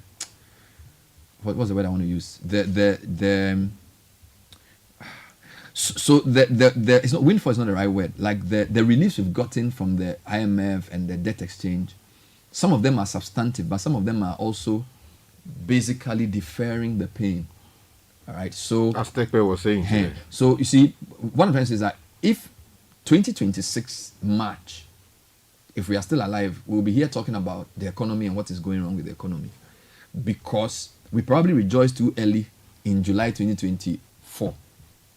Right? Because we're saying we've gone through the worst, things are looking up, the economy is recovering.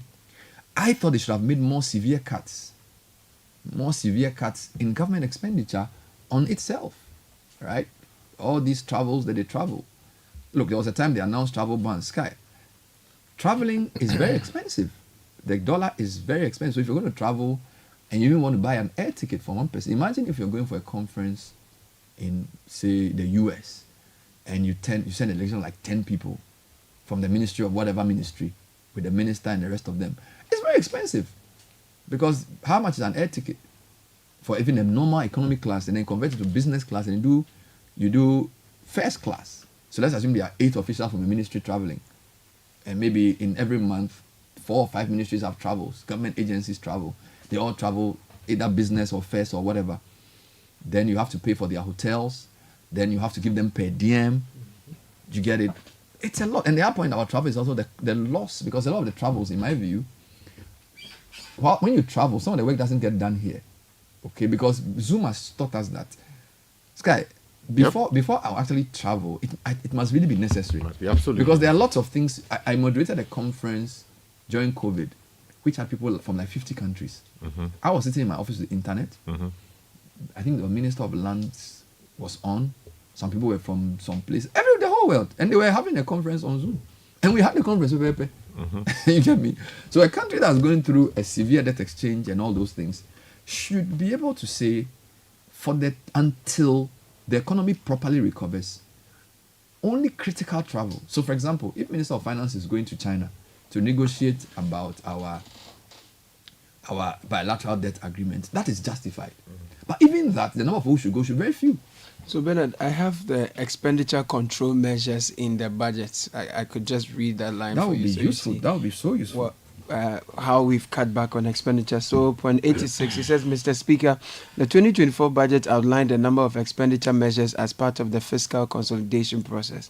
We have undertaken a stock-taking exercise and the prioritization of projects within the medium-term capital expenditure ceiling. We've initiated a blanket purchase agreement to fully capture multi-year commitments or contracts in the gift miss. Mm-hmm. We've streamlined and earmarked funds as part of the ongoing expenditure rationalization measures. Mm-hmm. Issued a circular to all covered entities on the implementation of the sanctions regime in respect of the non-compliance with PFM requirement. Mm-hmm. We've enrolled 856 procurement entities on the Ghana electronic procurement systems. Mm-hmm. And Mr. Speaker, we will also enforce the cabinet approved expenditure measure to reduce purchase of imports by public institutions by 50% and purchase locally produced substitute. That's where it ends. So these are good controls. So these are, you can lose money through when the system is very loose. So this gift miss thing and all the things we're reading are controls. What I'm talking about is the base. All right. So if you reduce your ministers by half, you don't pay them salary. So that's expenditure. Yeah. If you decide that you're not going to travel except it's critical, and that nobody's going to travel by first class, that's reduction in rate. You're going to pay per diem. Do you understand me? Yeah. You're not going to employ new people in the public sector.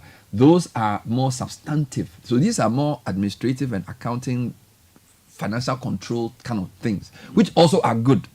But I'm saying that we are not, again, I may be wrong, we are not being as aggressive on reducing the cost of running this government.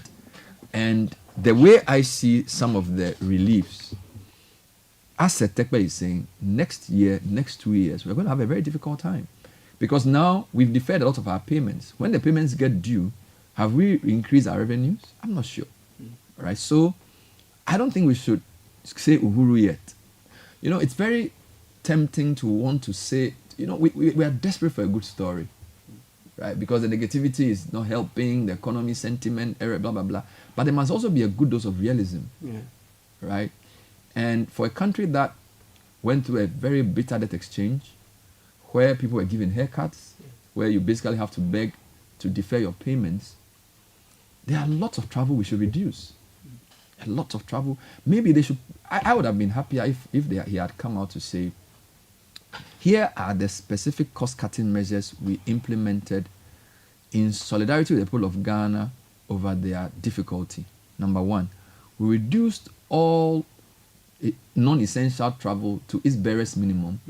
And the only travels that we had were A, B, C, D, X, and therefore we saved X billion cedis from travel cost savings.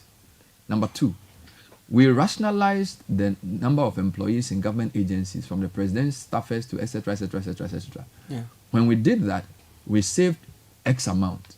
Number three, we monetized all the benefits of government salary workers or government appointees.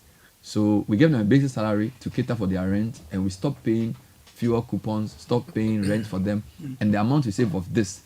Then ministers also took a salary cut of this, that. When we put all of that together, as government, we've saved 3 billion. Then you say, private sector, what are you also doing? TUC, what are you also, you see?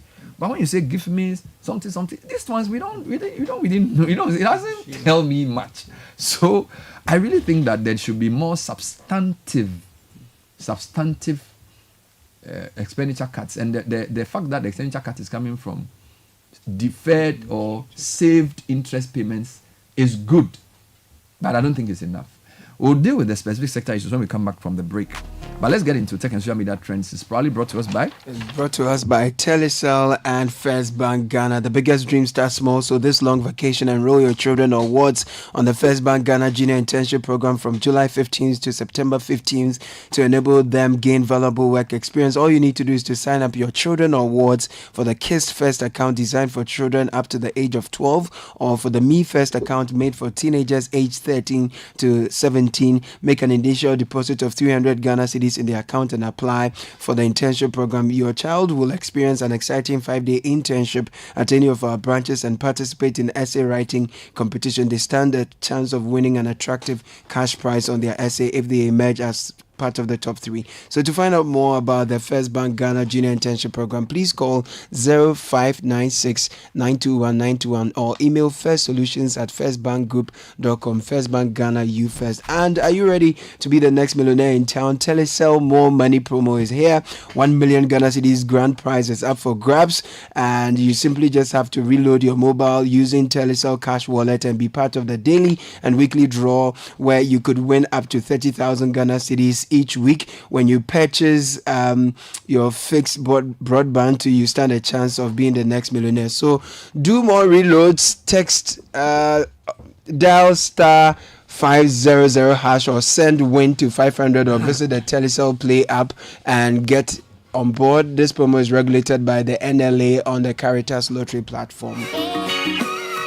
Nathan will tell us what's trending. Take it up, Nathan. All right, let's get into the trends. And because of the budget review statement yesterday, Dr. Mohammed Amin Adam is trending. And you also have 2024 mid-year budget review also trending. And hashtag cancel e-levy. So this came up after it was announced in the budget review that road tolls would come back. So people are asking, a few years or a year or so ago, some months ago, we were told that, okay, e-levy would come around if we were taking the road tolls away to generate some more money. So now, if the road tolls are coming back, will the e-levy go away? So people are talking about that, and it's generated a hashtag cancel e-levy. People are still upset with the NCA and data matters. So the hashtags dissolve NCA board is still in the trends. Baumia is also in the trend. He's campaigning. A few days ago, he talked about providing cell phones, and people have to pay on a monthly, and people are engaging that particular statement. If you go to the world of some tech news, remember sometime last week I talked about the Israeli cybersecurity company Wiz discussing or having discussions with Alphabet, Google's parent company, over a potential takeover. Well, that acquisition has not happened because Wiz has ended talks with Alphabet on a proposed $23 billion deal. Now, Wiz CEO Asaf Rappaport said the company would now focus on an initial public offering and growing the business to generate 1 billion in annual revenue. Now, people who are close to the deal are saying that they couldn't come to an agreement, but they are also speculating that Wiz just wants to go out on its own track, make its own money, and become one of the biggest cybersecurity firms in the world. Wonderful.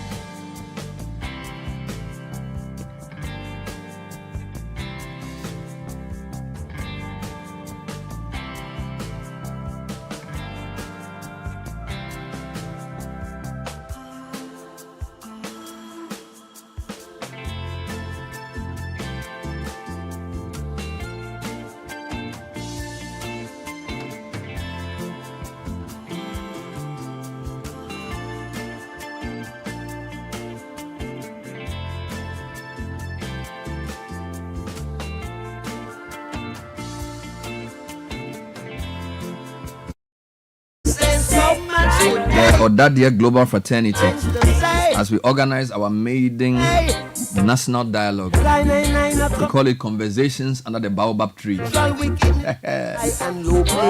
Conversations Under the Baobab Tree. You know, knowledge is like a baobab tree. One man's hand cannot encircle it. So Presec is united by the baobab because in our regional campus, we had a big baobab tree on the Odumasi Krobo campus. Yes, so we embrace knowledge. So in fact, the reason we call ourselves Odadie is because of that. Now, this maiden national dialogue will be addressed by Mr. Frank Edu, and it's happening in collaboration with Channel 1 Television, and he will be reflecting on a number of things. He says the things are so many that the only way you can call the topic is so much things to say.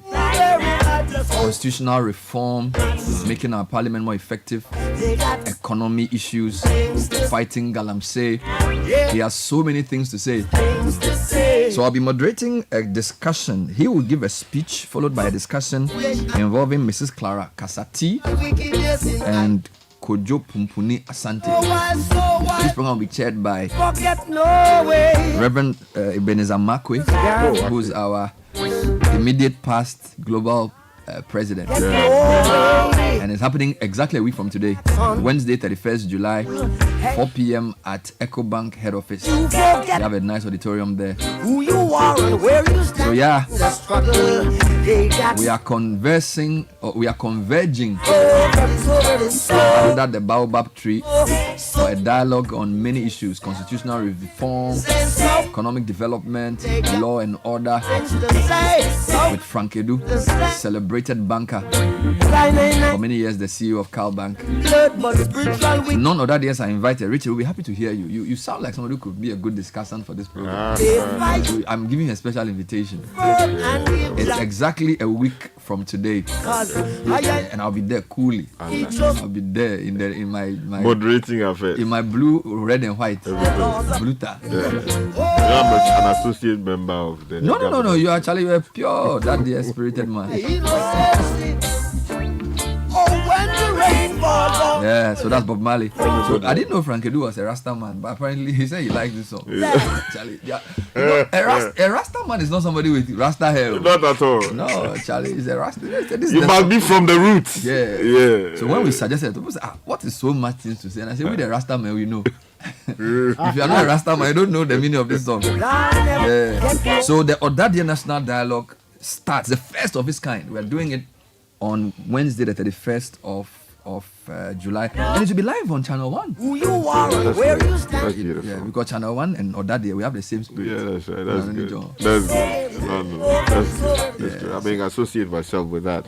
You know, there's so much that many of the products from the various schools can contribute to building this country. I mean, these are currently the engine rooms for building our country. They have so many ideas within banking, within other sectors of the economy, governance, and other issues. So when they come out and they speak, whatever they say, of course, if the nation would adopt some of these brilliant ideas and put them to use, it would be great. Remember that recently the Swesco people also had theirs, and fantastic things were said about how we can transform agriculture. As we speak, they inspired that. You see, as we speak, food prices are running out of what do you call it? Our reach. So, Charlie, yesterday I was talking to somebody who said they bought a tuber of yam at Medina for 70 cedis. A tuber of yam, Penna. I said that the people said new yam had come from the north because. Is it puna or apparently some new puna? To be fair, the yam, they said it tasted nice, but 70 cedis for a tuber is a lot. Yes, that's a stretch. 70 cedis for a tuber of puna. Yes. So imagine if you're a yam fryer. That's why now when you go to the restaurants and they say they are giving yam chips, they are using punjo and afasi and things. Because puna, if it's 70 cedis, how many will you cut and sell before you get your 70 cedis? Imagine. It's a serious matter. So we need all the brilliant ideas. You see, but the temptation we must avoid is putting so much good material out there and yet not having people in government having the presence of mind to put these. We're inviting them to come from all the parties to come and listen and learn, to come and take notes. so that they can at least tweak their manifestos or whatever they want to do. Yeah. Because at the end of the day, somebody has to make a decision, and that's political leadership. Uh-huh. It's good for those who are outside the political arena to at least share some ideas, so those in the arena can apply, and we'll put it live on TV. Yeah. So And then also, in addition to what you're doing, I think you should also consider having committees with enough expertise to make it a point that when a key matter is being considered before Parliament, right, that committee will sit together, examine closely the proposals that Parliament is dealing with, and go there and present a memo to Let me give you an idea. So, on free SHS, Achimota School has held a series of programs where they invited, in fact, they call it the Alumni Alliance. And then they had the Parents Teachers Association coming. So it was a big group where they were discussing how to make it work better. But you know, the politicians, I remember I asked Dr. Duchin, I was sitting in this chair, and I said, Doc, everybody from academia, civil society, they are saying first, it's not a bad idea. But it must be reviewed to make it more efficient. He looked at me, he said, nope. He's the politician, he's the one who has the power. So the ideas are great. Sometimes the people even send memoranda. But, you know, when you politicize something, reason leaves the house. It's like the way the Americans politicize guns. So now they all know they have to solve the gun problem. They can't solve it because it's politicized. So everybody is afraid to touch it. We have to be careful what we politicize. Because once something becomes, when you say politicize something, it means that NDC said this, MPP said this. So it means that if you support it, you're NDC. If you're against your MPP, that's what politicization means. Whereas we all know we need to educate our kids. Something like free SHS, fine, it can be a political promise. But once it becomes a government policy, we should move on. Do you get it? Because we all know that in principle, we have to educate as many people as we can. But we also know that the way it's being done, it can be better. Somehow, while politicians can't distinguish between tweaking something to make it better and opposing it. You get it? And it's not good because all these things we're talking about, these discussions around the economy, agriculture, education, great ideas. You are right. Maybe our parents or the alumni should come together and issue a memorandum to either a champion in the sector. So, for example, you can pick education and say, okay, there are 3 or 4 MPs we would think are socially centered MPs on education. Meet them and submit it to them and say, look, put this in your petition. For me, until we start getting our MPs to have constituencies of people who lobby for things in a way that the MP feels compelled to do it. You get it? So maybe the social forces can say, look, we've identified 3 or 4 MPs, or maybe a community where there are lots of people who benefit from free SHS will say, look, we think you must come up with a bill to amend it to make it better for us or something. Otherwise, when it comes to the politicians, they look at the numbers, NDC, MPP, they make a decision. And sometimes those decisions may not be optimal for the rest of us. All right, so that's basically why the frustration is grounded. Anyway, 20 minutes past 8. Let me bring you a few quick announcements. Then I'll do my first interview. I'll speak to Kofi Asare of Africa Education Watch because I want him to explain to me the 9.9 billion on free SHS started as 400 million in 2017. Yeah. And the number, is it really 5.7 million people? And what's the average amount spent per child? Is free SHS really transforming education the way it should? How can we make it better? Do we need to increase the amount? Is oil money the best way to fund it? Can parents still contribute? All those questions are still here. But let's talk about education. Ashesi University is every graduate's reality. From Accra to Nairobi, from London to New York, where our graduates are noticed and they're leading successful careers. Regardless of what you choose to do or study, and Ashesi Education gives you a strong foundation for life. So go to ashesi.edu.gh to learn more about the Ashesi Advantage. Remember, admissions are ongoing. And Pepsodent Cavity Fighter is fortified with pro-fluoride and micro-calcium ingredients, sealing tiny and invisible holes in your teeth, preventing cavities, keeping your teeth strong and your mouth healthy. Pepsodent Cavity Fighter, maximum cavity protection, 10 times stronger. Teeth, 25 years, educating to brush every day. For more information, call 0800 200 030. Get Pepsodent at any shop near you. Pepsodent, every smile matters. And from Tuesday the 23rd to Saturday the 27th of July, GT Bank, Guaranteed Trust Bank, will hold the 3rd edition of its biggest corporate social responsibility initiative, the GT Bank Annual Autism Workshop and Consultation. They were on the show last few days. This is happening at UPSA on the theme, A Spectrum of Possibilities. It's a 5-day event. Workshop starts on Tuesday. Inclusive education, communication across the spectrum, subject matter experts all coming in. A team of leading medical specialists and consultants from the US, UK, Nigeria, and Ghana will take participants through a free one-on-one consultation in the areas of speech and behavior and organizational therapy. Registration is absolutely free. Call 0800 124 000. Guarantee Trust Bank. Wouldn't you rather bank with us?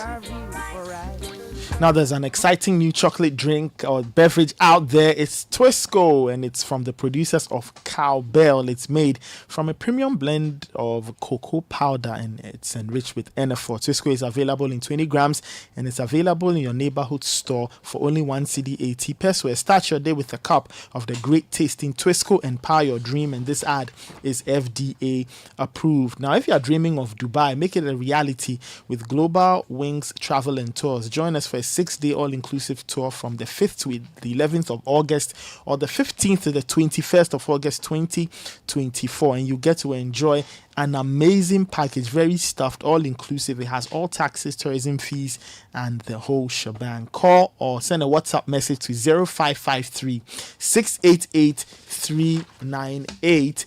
Experience an unforgettable summer escape with your Zenith Visa card. Spend a minimum of 3,000 cedis on at least 5 transactions and win an all-expense pay trip to the Olympic Games in Paris. Starts later this week. Use your Zenith card for all your payments and enjoy the games in the beautiful French capital. Visit zenithbank.com.gh to find out more. T's and C's apply.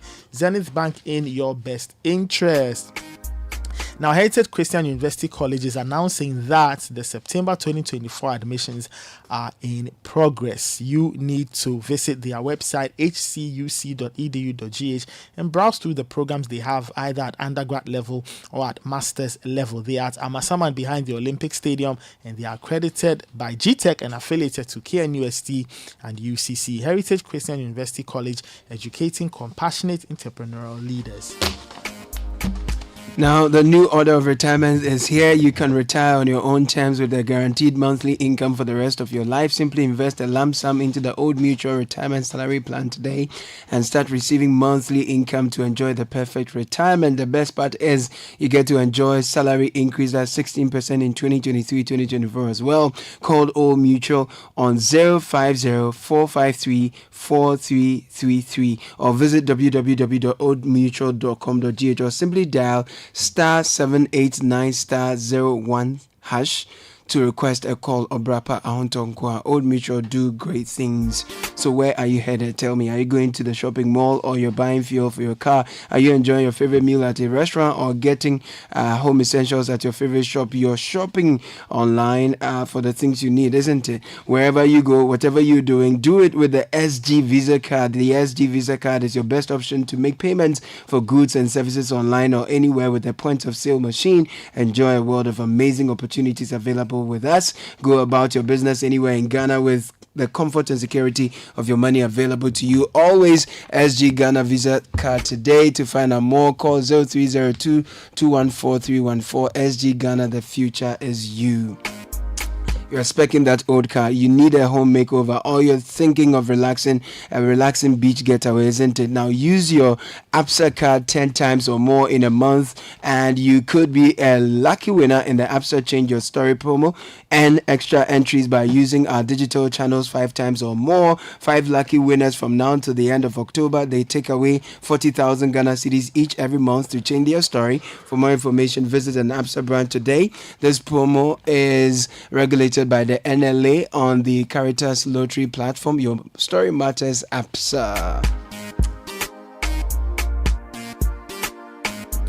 All right, so budget highlights discussion coming up shortly. Send us your own thoughts on the budget. 054 998 6996. Got a couple of interesting comments about government rationalization. I'll read them shortly. But before I do that, if you want a British degree at a fraction of the cost, you want a vibrant student experience in a community that equips you with useful employability skills, taking you one step closer to your career or your dreams, enjoy all these and more, plus up to 50% scholarship for your degree at Lancaster University, Ghana. Be taught by their finest faculty trained to UK standards at our campus. For more information, call 0209 607 008 or visit lancaster.edu.gh. You can also email admissions@lancaster.edu.gh. Lancaster University Ghana, the only British university campus in West Africa.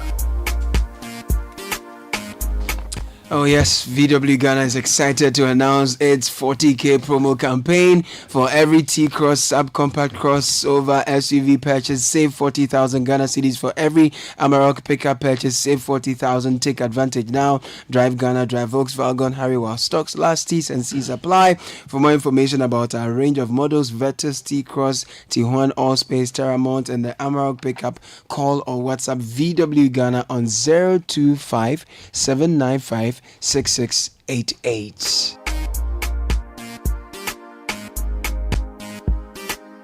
All right, a few comments on the budget that was read yesterday and also reactions to some of the points we made about rationalization. Here's a long one. Good morning, team. All these stories are just window dressing. I'm afraid our public office holders are not ready for any rationalization of expenses to help curtail wastage in the system. It's pathetic when you work in the public sector and you have moral faculties working, and you have your moral faculties working. From local government to universities through to hospitals, everyone is looking for how to milk the system. Those who propagate ethical and professional values rather appear odd, and every measure will be put in place to cage you. Those charged with governance are worse. Can you imagine an university council approving a dollar-denominated salary top-up and other allowances for top-class office holders, even when the statute of the university, which should regulate the statute of the university, which should regulate universities' operations, are not in place? Can you imagine where on earth will a council have authority to give top-up salary to some officials when government, through fair wages, decides what those officers should receive? Long comment on that point. Let me talk to Kofi Asari of Africa Education Watch. So, big number. Government say we spent 9.9 billion cedis on free SHS since inception. Spent 1.5 billion cedis on 1.4 million students this year, January and June this year. Spent 5.4 billion cedis support LEAP, school feeding, capitation, grants, and NHIs. Kofi, thanks for joining the program. Good morning. Hi, Bernard. Good morning. Good morning to you all there. Wonderful. So the big story for me was the amounts allocation for various things. Almost 10 billion cedis on free SHS since its inception. Now that figure looked big to me, but when I realized that it's the same 10 billion that was used on roads only this year, it didn't look that big. What are your thoughts around the amount spent on free SHS and whether that's giving us value? I think it may not be big looking at the entire investment envelope of the government, especially comparing it to infrastructure or other big investment envelopes. But it is big if you compare it to the investment envelope for the pre-tertiary sector. Anytime you're analyzing this, you need to look at the sector in two parts, the tertiary sector and the pre-tertiary sector. The tertiary sector benefits from internally generated funds, which goes among others into investment. So a significant part of their goods and services budget, and the goods and services budget is from where teaching and learning is actually financed. If you take out the cost of paying teachers, all the teaching and learning resources are financed from goods and services. So if you look at the tertiary goods and services budget, majority of their funding will come from their own internally generated funds. So there's no money available to be allocated for the entire sector. So a better way to look at it is always to look at it from the pre-tertiary envelope. Now, how much do we have for goods and services under pre-tertiary? And that is between basic and secondary. We're talking about KG, primary, junior high school, and secondary.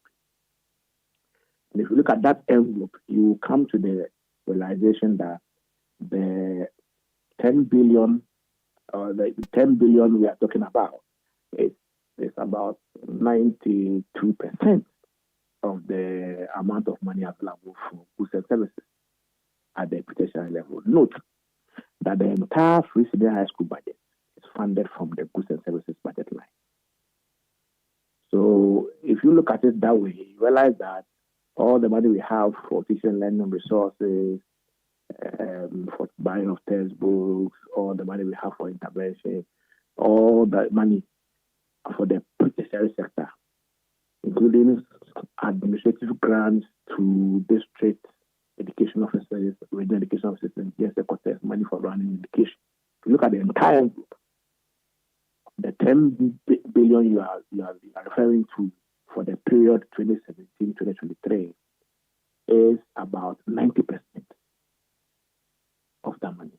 And so if you look at it that way, then wow, you appreciate that. So there is a constraint. If I get you right, only 10% of the amount spent on goods and services for pre-tertiary goes to KG, basic, and JSS. So 90% of all the goods and services money spent for pre-tertiary goes to free SHS.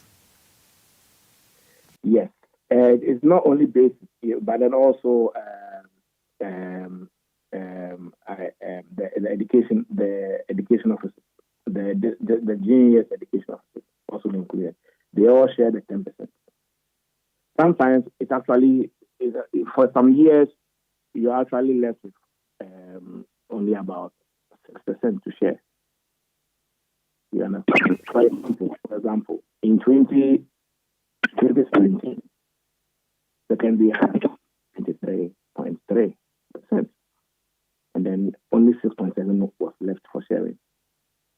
In 2018, secondary had 96.8%, basic having only 3.2%. In 2019, secondary had 91.5%, and basic had 8.5%. So in 2020, secondary had 94%. And when I say secondary, I mean free senior high school took 94%, and basic had the remaining 5.6%. Now we saw a decline in 2022-2023. By the end of 2023, 88.9% was going to secondary, and then basic and others were getting the 11.5%. Anytime I say basic, note that I'm talking about it's about basic education and also the interventions to DES, district, and regional and DES offices. So that is how the impact of that 10 billion manifests, at the tertiary sector. Well, but Kofi, don't you think we should consider school feeding budget line and capitation grant as part of the pre-tertiary envelope that basic gets? Because it's pretty serious to say that only 10%, sometimes even less than 10% of the whole budget for pre-tertiary goes to basic. But capitation grant and school feeding are very much basic focused. So is it that they're on a different budget line, for which reason you don't add them to this analysis? Capitation grant is part of the goods and services budget line I'm talking about. So the percentage you are seeing going to basic is mainly capitation grant and then support for BEC registration. And then also for basic, also feeding grants for special schools. So capitation grants is already part of this percentage I mentioned. But for school feeding, the African experience indicates that school feeding is not an education intervention, it's a social protection intervention. And so in many countries, you find that the Ministry of Social Protection is the one that implements the program.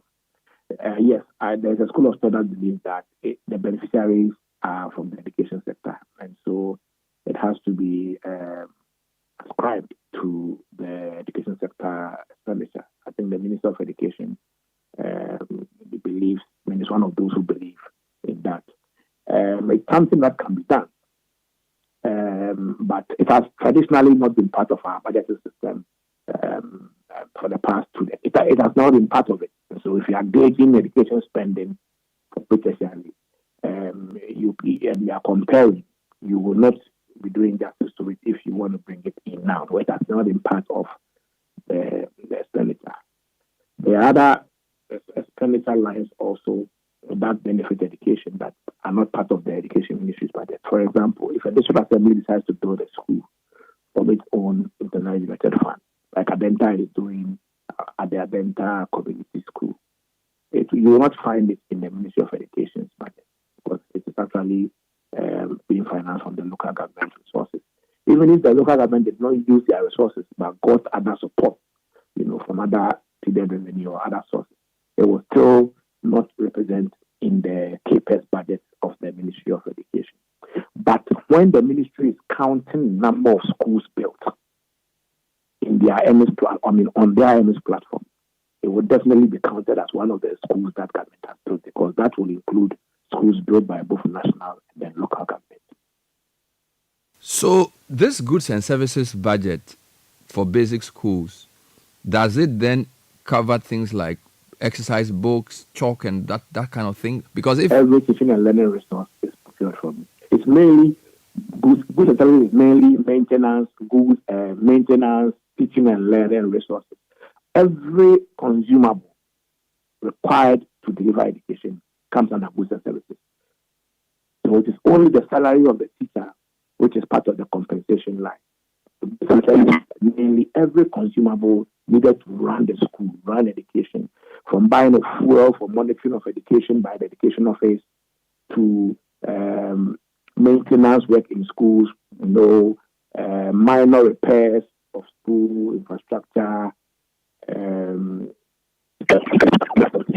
resources to schools, capitation grants, feeding grants to special schools, all of these. Kofi, that line seems small. So the question is the 10% looking small because we're comparing it to what has been invested in free SHS? So that if we had not put the 9 billion in free SHS, will the figure for goods and services for basic education have been higher? So is basic education suffering because of free SHS, or basic education allocation just looks smaller because free SHS has brought new money to give to secondary schools? Therefore, it looks like they are not giving the basic anything, which is the more, which is closer to reality. Closer to reality, if you look at the share of goods and services of the education expenditure over the years, you realize that there's been an increase in the share of goods and services, the education expenditure, as a result of the introduction of the free senior high school policy. And so you can say that the free senior high school policy has increased the share of goods and services expenditure in education to a high of about 12% by 2022. I'm talking about the share of goods and services of the about 18% for in 2022. But you also have to acknowledge the other side of the coin, which virtually means that, which virtually suggests that because we are having more and more of our funding for goods and services going into financing free senior high school, we've not been able to increase, for example, the amount of goods and services that goes to capitation grants. Okay, capitation grant has remained static at 10 cedis per pupil since 2018. If you compare the inflationary impact, that's about 170% or so impact of inflation. So the real value of that money is totally eroded. But we still have it at 10 cities. I'm not talking about disbursement. That's a different discussion. And so if we were not implementing free senior high school, or if we were not spending an average of 3 billion or 2.9 billion on free senior high school, it meant that we would have had more spaces to free up resources to increase all these allocations.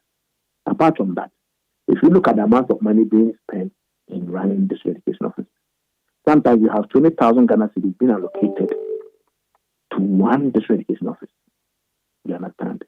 Just 20,000 Ghana cedis. That's 5,000 cedis a quarter. Then tell me, how much do you spend at your office in a month? Compare it to a district education office, which has the responsibility of monitoring, teaching and learning in about 100 schools in a district. Consider the geography and then the cost. And you have an allocation of 20,000 Ghana cedis for the whole year as administrative expense. It is under the goods and services budget line. So obviously, no proper and again, we are not talking about disbursement. That's a different discussion. In some years, like 2021, end of year, only one quarter disbursement, 5,000 or had been released. So you find that some district education officers have their lights off the whole year, no light because they can't pay electricity. You find that some district education officers cannot afford fuel and stationery, and they are always at the mercy of NGOs. So it is because that space is constricted due to the dominance of the secondary education expenditure there. So there are various dimensions of the implications of having about an average of 90% of your goods and services at that line going to free senior high school. But again, I must say that free senior high school obviously increased the goods and services share of the education budget. But what does that mean? If you have free senior high school increasing the goods and education share of the education budget, look at the education budget. 70% goes into salary. So you have only 30% to distribute. That's non-discretionary. But if you are looking at it in terms of expenditure, you will realize that it's more than 70%. You will end up about 55% of your budget on salary. All right. And you have the remaining 20% on goods and services and capex. Now, what happens is that once you have majority of your money going to goods and services because of free senior high school. You have majority of discretionary expenditure going to goods and services because of free senior high school. And the meaning is that you have very little money for capital investment, which is capex, which means you can only build a few schools. And that is why if you look at the trend in expenditure, education expenditure over the period, you realize that capital expenditure has hardly crossed 10%. It was as low as 6% in 2017, and it is at 10% by 2022. And the capex is the one that will build the school for you to go and teach. The capex is the infrastructure financing. So if you are doing only 10% on capex, it means that you are limiting your ability to build more schools to absorb the over 1 million out of school children between age 4 and age 16, according to the Ghana Statistics and all that. And so there's a huge implication not only for basic education in goods and services, but also for capital expenditure at the basic. So you're saying free SHS has come at a cost. The two costs are quality of basic education will suffer as a consequence of relatively lower expenditure on goods and services. Number two, infrastructure will suffer because the capex has not grown in line with the increasing numbers. So, yes, you spend 10 billion on free SHS in 8 years. That's a good thing. But the pipeline that brings them in, they may have a lower quality people even coming into the secondary school system. If can we translate the lower money in that to even mean lower quality at the basic level? Definitely, if you have slow investment in basic education, especially in infrastructure and goods and services, you are obviously going to have declining quality, and then you're also going to have declining rate of increase in enrollment, and we are going to have more and more out of school children. 10 years ago, we had 500,000 out of school children. Now we have 1.4 out of school children. You understand? So that will obviously be the implication. But because at the basic level, our BEC, which is normally used to gauge performance, is a standardized system. It's actually norm-referenced. You cannot determine. I mean, the pass rate is always the same. You always have a fixed pass rate under the norm-reference standardized grading system. So you can't compare and say that in this year, before free senior high school, BEC pass rate was higher and it's now lower and higher. So there's no way to immediately check that. And also the NST, which is now being used, is also a diagnostic tool. It wasn't done in the past, so it's not scientifically proper to compare NST today to the previous NEA or SEA or other pilot testing, because there are different tests conducted with different objectives, different methodologies, and all that perspectives. But once you are reducing or you are not increasing increasing education investment at the basic level the way you showed, it will have an impact on quality and access. And if you look at transition data, and I'm making an example of the North. If you look at transition data between primary and junior high school in the northern region, the 5 northern regions, you realize that you see the implication of declining investment, because out of 10 students who enrolled in one in this part of the country, only 5 complete primary school and only 3 complete junior high school. Sorry. Can you repeat that? You say in the northern zone? In the northern region, okay, out of 10 who enroll in basic school, only 5 complete primary 6 and only 3 complete junior high school. Wow. So you lose 7. Yes. So the dropout rate, the cohort survival rate, the survival rate is only 30%. Which means if we even take it to SHS, that's even worse, because 10 start basic, 5 years. How many of them get to SSS 3? The maximum that will enter will be 3 out of 10. That's the maximum. And if you go to some of the regions like Northeast and Savannah, they have the worst survival. And you're having this, variance compared to the national. What's the national system? Out of 10 who enter into basic school, 6.5 right BEC. So the dropout is about 35%. So if you compare it to the traditional North, the dropout there is almost twice the national average, 70%. And one of the main reasons is the infrastructure gap, because in that part of the country, because communities are sparsely located, the lack of junior high schools in about half of the primary schools means that when you complete primary 6, you are doing a 10-kilometer journey to the nearest community with the next junior high school. We've not been able to provide every primary school with junior high schools in many parts of the country. In fact, in 25% of our primary schools, we've not been able to provide junior high schools there because of funding deficit in the CAPEX budget. So that is how, when you have one section of the tertiary sector consuming so much resources, it limits your ability to invest to reduce dropout, enhance transition, so that many more children can progress and enjoy secondary. So when you see this figure and then you consider the fact that we are spending money procuring almost 1 million tablets for secondary school students and then building STEM schools, you ask yourself whether it's data that's driving the decisions, because you've just told me that for every 10 people who start basic education in the North, only 3 get to SS1. And yet we are not, and you are saying that it's because of an infrastructure deficit. The schools are too far away. They can't walk to those schools. So they just stay home.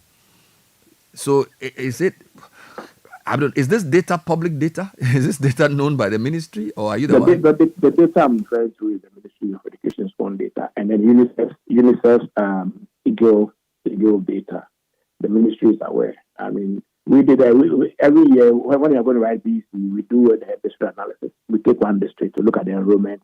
So this year, for instance, we just pick a district. You look at the enrollment 11 years back, and then you compare it to the number that's writing the BC, and then you see the trend, and then you know that the survival rate is very, very low.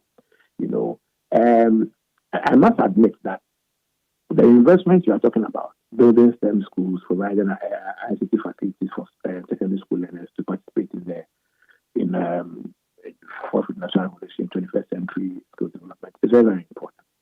But you see, MasterCard, a leading investor in secondary education research, advises countries in their bid to approach to deploy free senior high school, free secondary education programs across Africa and South America and other parts of the world, that the journey towards free secondary education is very, very important to reduce the youth unemployment situation and help in the youth school to work transition, because there's a continent where unemployment is high, and it's mainly because of the gaps in the demand and supply of skills.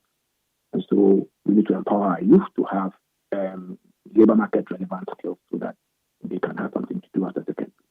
So the reform at the secondary level is very important, not just because of access, but it will equip the young ones with pre-employment skills or the necessary skills to enter the world of work, to enter the labor market. However, Mastercard continues to remind governments that we have a continent where 20% of children are not in school. In Ghana, it's 10%, so it's better. But a continent where 20% of children are not in school. And the main reason why they are not in school is because governments have serious funding issues when it comes to infrastructure and teaching and learning resources. And so there are many underserved communities where there are no schools, reason why students children are not going to school. And so if you have this situation, as you approach your secondary education reform, bear in mind that there is an unfinished agenda at the basic level. So the costing of your model should be such that you don't lose the universal basic education, universal basic education agenda. Other than that, you will have a situation where you are spending much on secondary education because secondary education is 3 times expensive in countries like Ghana due to the body nature. And when you are doing that, you're spending less on basic education. And you might be losing the foundational war, which is the war against out of school children at the basic level. So it's a tricky thing. And that's why it's important to always adapt cost-efficient approaches in the secondary education reform so that basic education does not suffer pride of place when it comes to investment in goods and services and capital aspect. All right. My last question, Kofi, and thank you so much. So we have an election year, and both leading parties, they don't seem to. Nobody's going to cancel free SHS now, right? But I suspect at least there will be some review. How should the review be done from next year? Because when we had Mr. Setekwe say that from 2026 we're going to have a lot of challenges in the economy because most of our payments will be due and the moratorium on our debt payments would have expired. So the second year of the next administration, they will have a lot of payments due. Your oil production, where your free SHS money is coming from, for the past 3 years, if you look at the PIAC report, it's been dwindling. There have been no new oil investments at the upstream in the past 3.5 years. So chances are that the oil revenues are also going to go down. How do you suppose the review should be done? Do you have any ideas around? Because this is not sustainable. That's what I'm trying to say. It doesn't look like it's sustainable. How should we go about reviewing it? What are your any ideas quickly on this? Well, unfortunately, I don't see any of the parties doing any review. Having engaged the manifesto committees of the major parties, I don't see any review happening in the next 4 years. They are going to maintain it in the current form. And so that is one. In view of that, I want to see, because any review that will lead to cost reduction or cost efficiency on government budget and promotes equitable spending within the protected space. It's not a review for me. And so I don't see that happening from our engagement with the MPP manifesto committee and also the manifesto committee.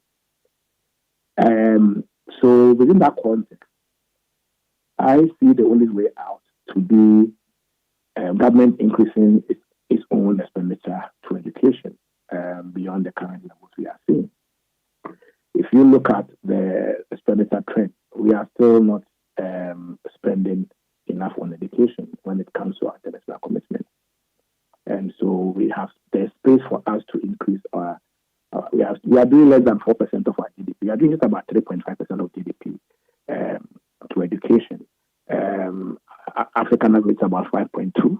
And so we are below the African average when it comes to our GDP allocation to education.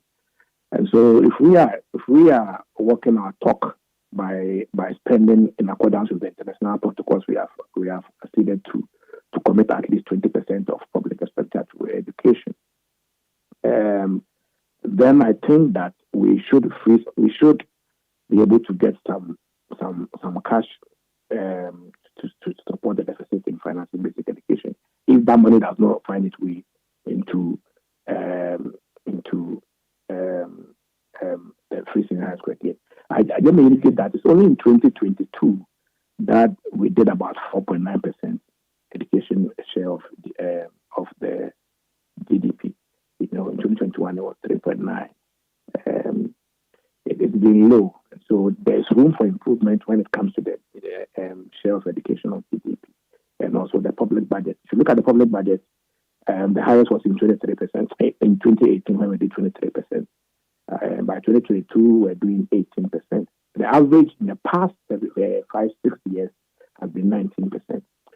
So we can still do. We were doing about 25% in some years. We were doing about 9% of GDP to education in 2012 or so. It was about 9%.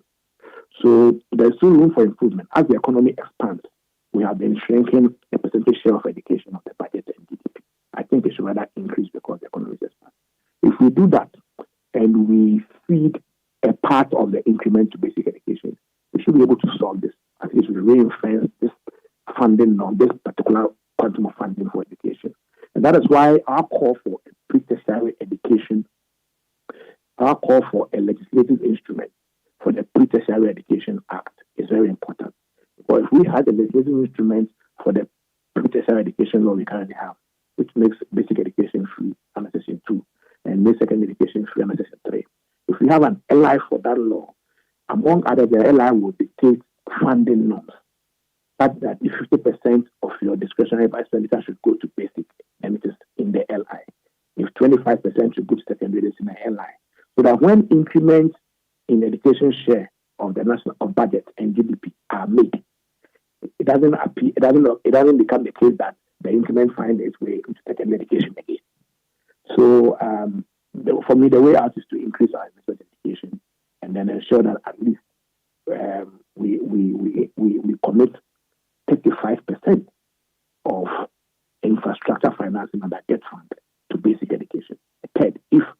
About a third of that money goes to basic education consistently for 5 years, we are going to see a significant reduction in the infrastructure deficit at the basic level.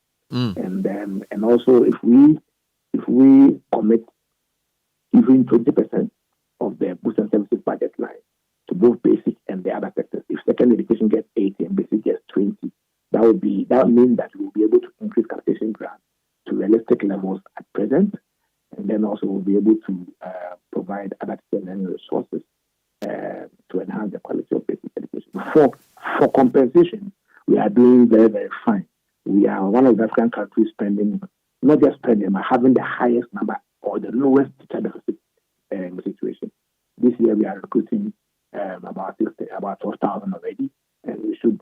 I know that by the end of the year, there are plans to get another 5,000 on board. We have more teachers than we need statistically. Our issue is distribution. So we are spending a lot already on compensation. So the main areas to improve in financing are the goods and services and then the capital expenditure line.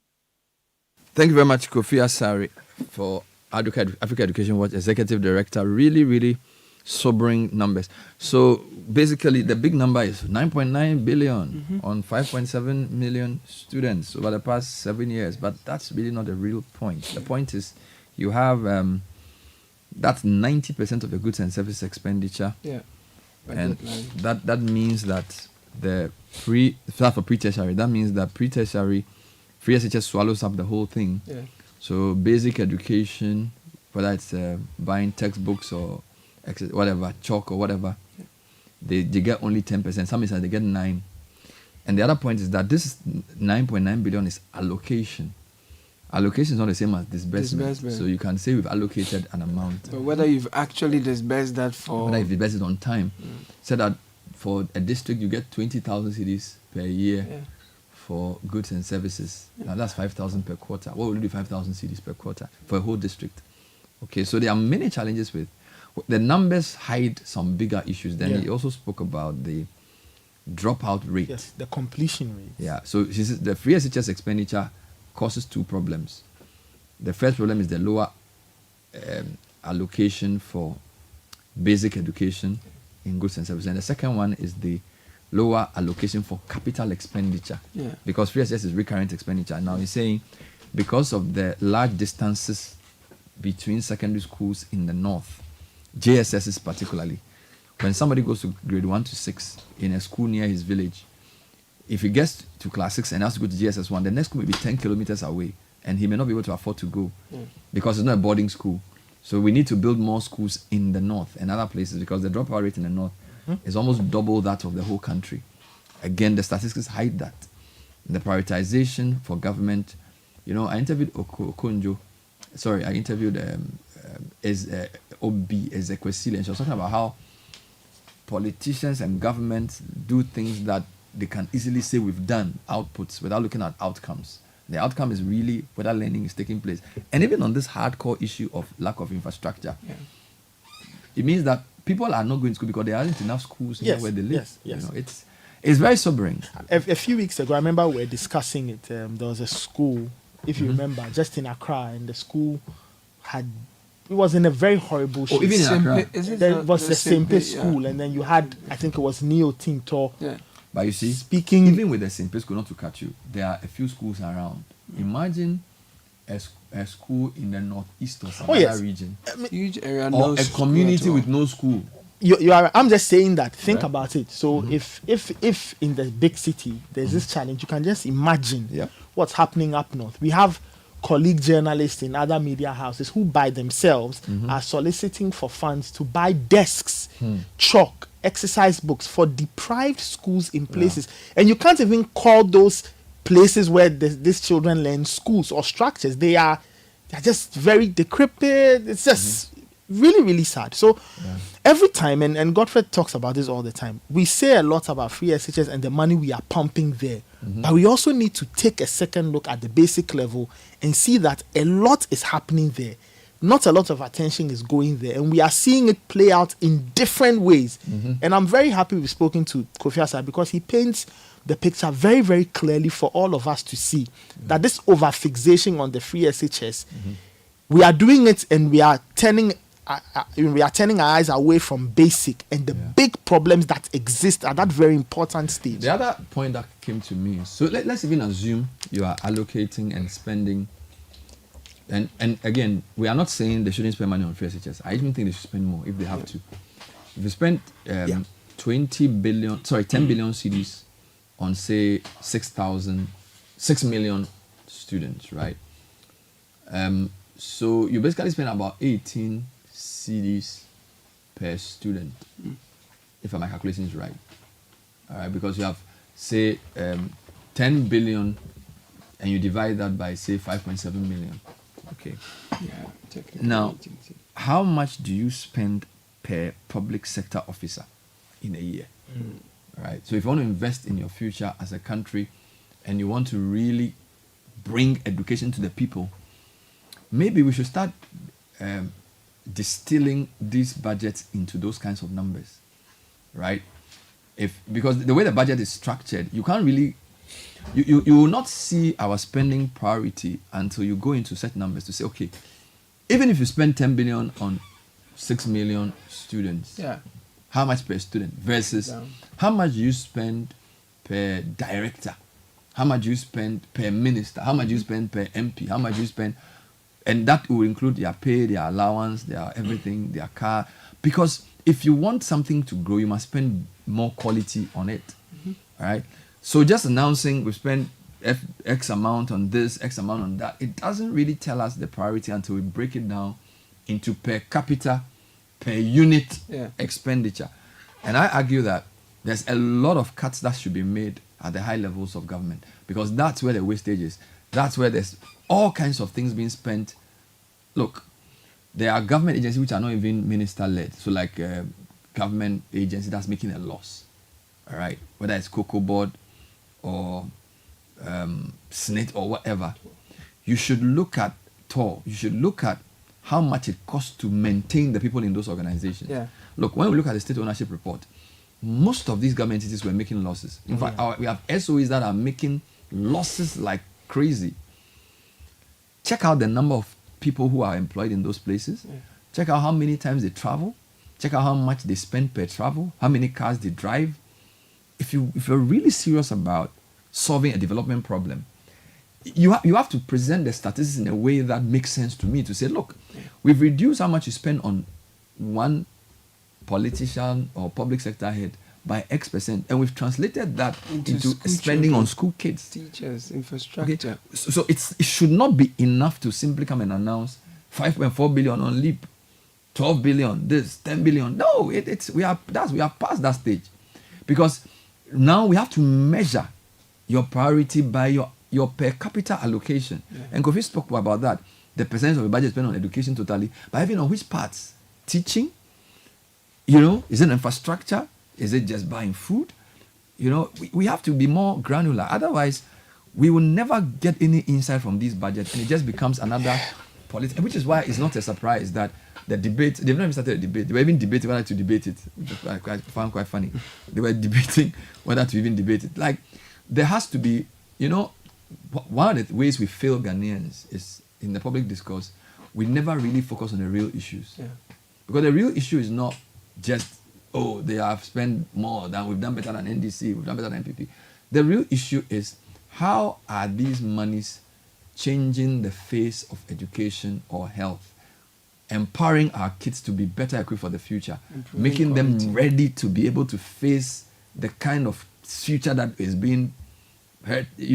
That's where I don't see the numbers in the way they're presented don't make that much impact for me.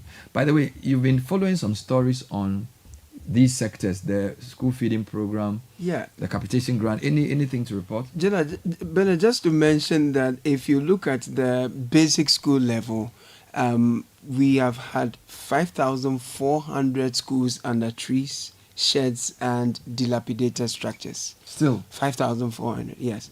And the government announced in 2021 that it had plans to replace all these with proper structures. Star Ghana, Africa Education Watch, and other civil societies in the education space have made us understand that only 17 schools have been built at the basic level. And per their calculation, it will take us some 300 years to replace all 5,400 You gotta schools. be kidding me. Yeah, so schools under trees, schools that are under sheds, and those that are in dilapidated structures, 5,400. We've not even talked about of what year? furniture. As of what year? Yeah, this report was released last year.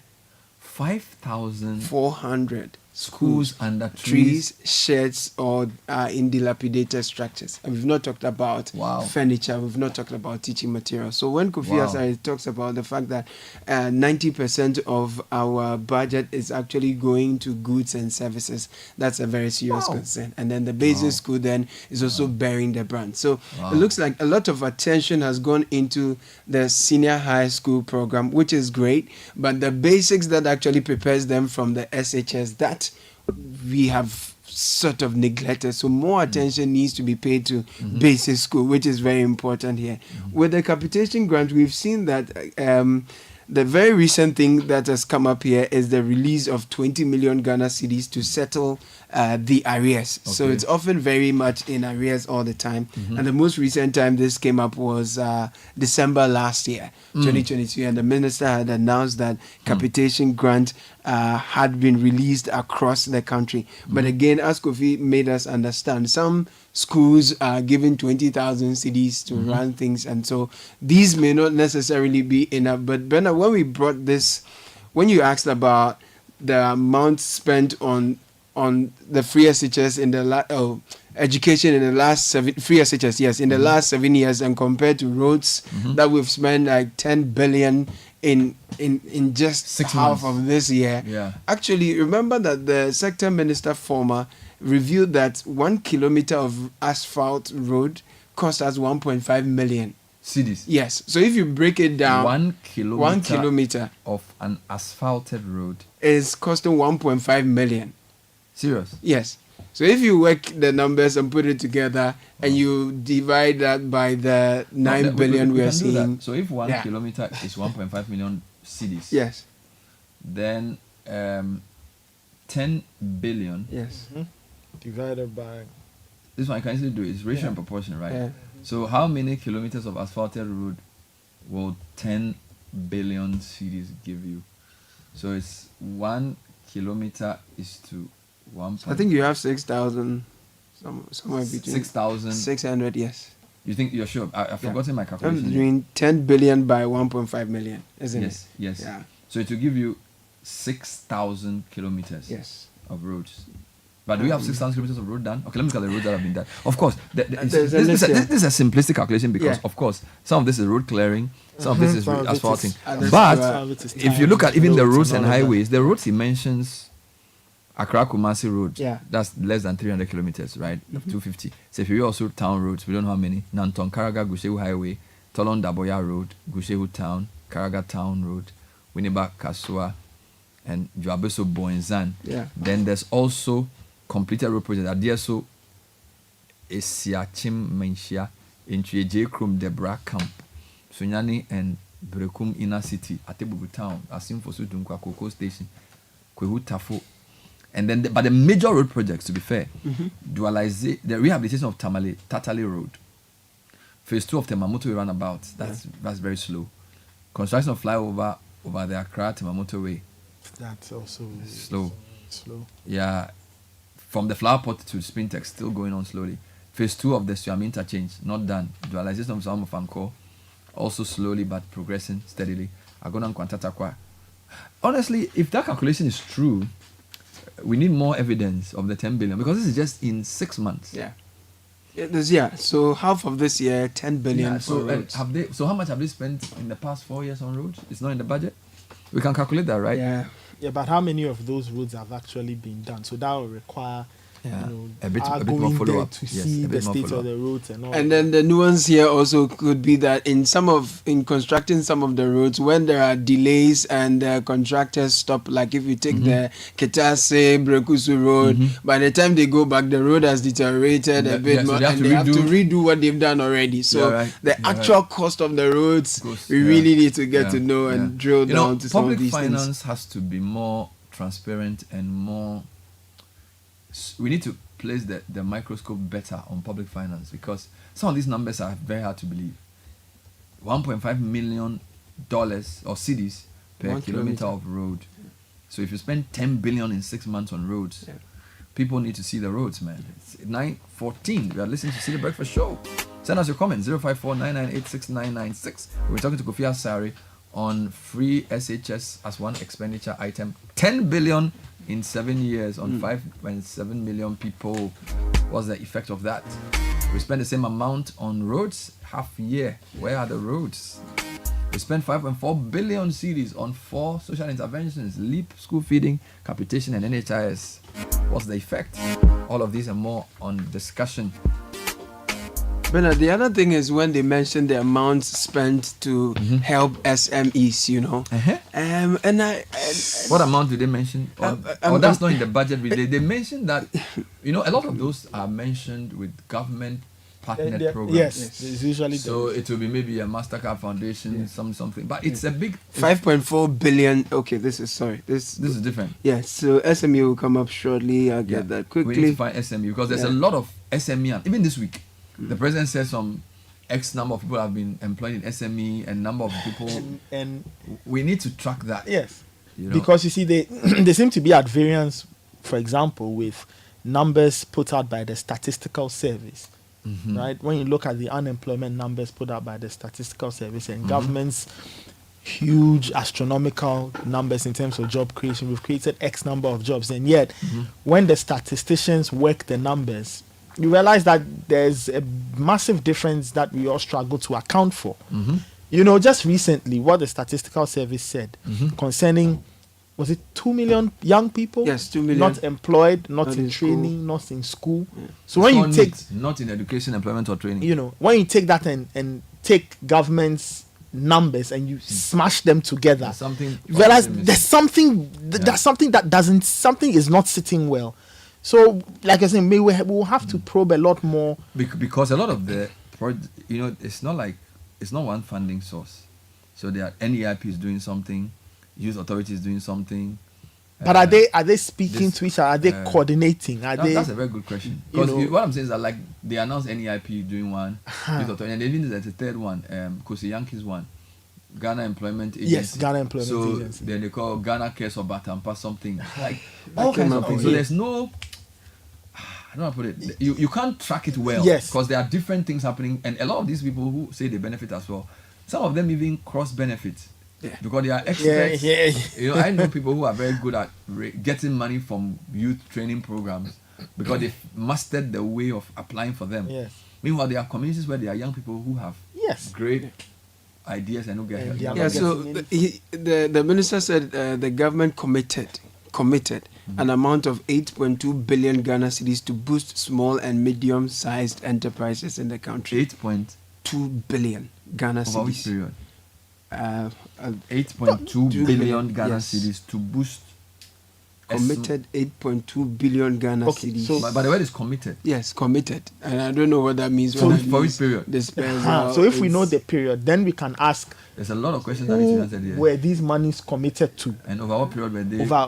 If they were paid at all? Yes. And then we can find out if people benefited, because you speak to lots of SMEs and they are still telling you that they are struggling to get seed fund, they are struggling to get financial support, they can't get access to loans. So Bernard, these are his words, right? The government has committed an amount of 8.2 billion Ghana cedis to boost small and medium-sized enterprises in the country.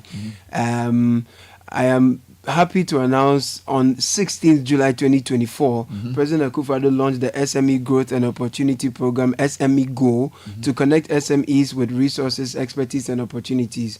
Altogether, we have mobilized about 8.2 billion Ghana cedis through DBG, Ghana Exim Bank, GEA, and other partners for SME to grow and increase competitiveness in the regional markets. They should publish the list of SMEs benefiting from this. 8.2 billion is a lot of money.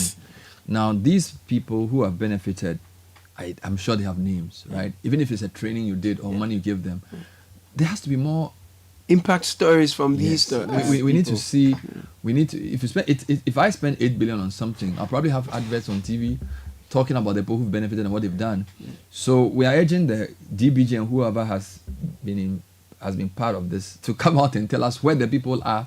And some of the beneficiaries also let us know. Yeah. Because 8 billion is a lot of money. 8 billion. When you spend time with some of the players in the SME sector, they tell you that they struggle to access some of these funds that are often talked about in the media, right? So for a lot of them, it's a very distant thing. And then also the system is also very tough. Yeah. So whereas money is being mentioned in the press by our leaders that X was spent on SMEs, I mean, we know the SMEs, we know their story, we know their struggles. They and so if some of this is injected into their businesses, we will get to see the it. Beneficiaries should let us know if they have benefited.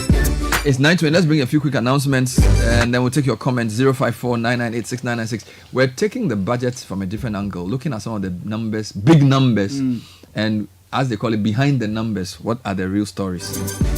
All right, so let's talk about what? Latex foam. You are lying in bed, or you are in bed after a long working day and the mattress is just not working. It's sagging beneath you. It's because you bought a low quality mattress. That's why you need to go to Latex Foam. Their showrooms are filled with high quality mattresses and furniture crafted with your ultimate relaxation in mind. Call them on 0322 008499 or visit them online, latexfoamghana.com. Latex Foam is your partner for life. Now, Express Pay is saying that they have reduced their prices in terms of the charges. If you send 100 cedis, you pay 1 cedi, 200 cedis, you pay 2 cedis, and any amount above 1,000, you pay 10 cedis per. So download the Express Pay app and send money all around to your friends and family and let them enjoy. Express Pay is saying that they are in partnership with over 9 banks and they work across different platforms. Of course, T's and C's apply. Breeze Ride App is here with a big announcement. You can get affordable rides and delivery services as low as 15 cedis when you download the app. They also have a personal shopper in the app to help you get all the things you need for your home. Breeze app is on the the Google Play Store and App Store. So download the app and try it now. Now, in the case the unexpected happens, how protected are you? I'm talking about your business, your school, that shop, your goods, your home, and of course your vehicles. What about your children? The list go on. How do you get your investment back if the unexpected happens? Do you have a guarantee of your investment? Are you ready for a solution to these challenges? Join us at the AMA Gardens for this year's insurance fair from 24th to 26th July 2024 at 8 a.m. to 5 p.m. each day. It's absolutely free. It's an event put together by Graphic Business in partnership with Ghana Insurance Association and sanctioned by the National Insurance Commission. Now, the season is upon us where the world's greatest athletes will all gather in Paris for the 2024 Olympics from 26th July to 11th August. DSTV will bring you the best coverage of every moment live and in HD via 8 dedicated channels. So tune in to catch your athletes Benjamin Azamati, Joe Paul Amor, and our 4x100 relay team as they take on the world's best and hopefully chalk more wins. Renew your subscription today by dialing star 759 hash to follow the 2024 Paris Olympic Games only on DSTV. DSTV, your home of entertainment. We'll take a break. We'll be right back. This is the Citi Breakfast Show. Stay with us. Unleashing the power of relevant radio. This is Citi.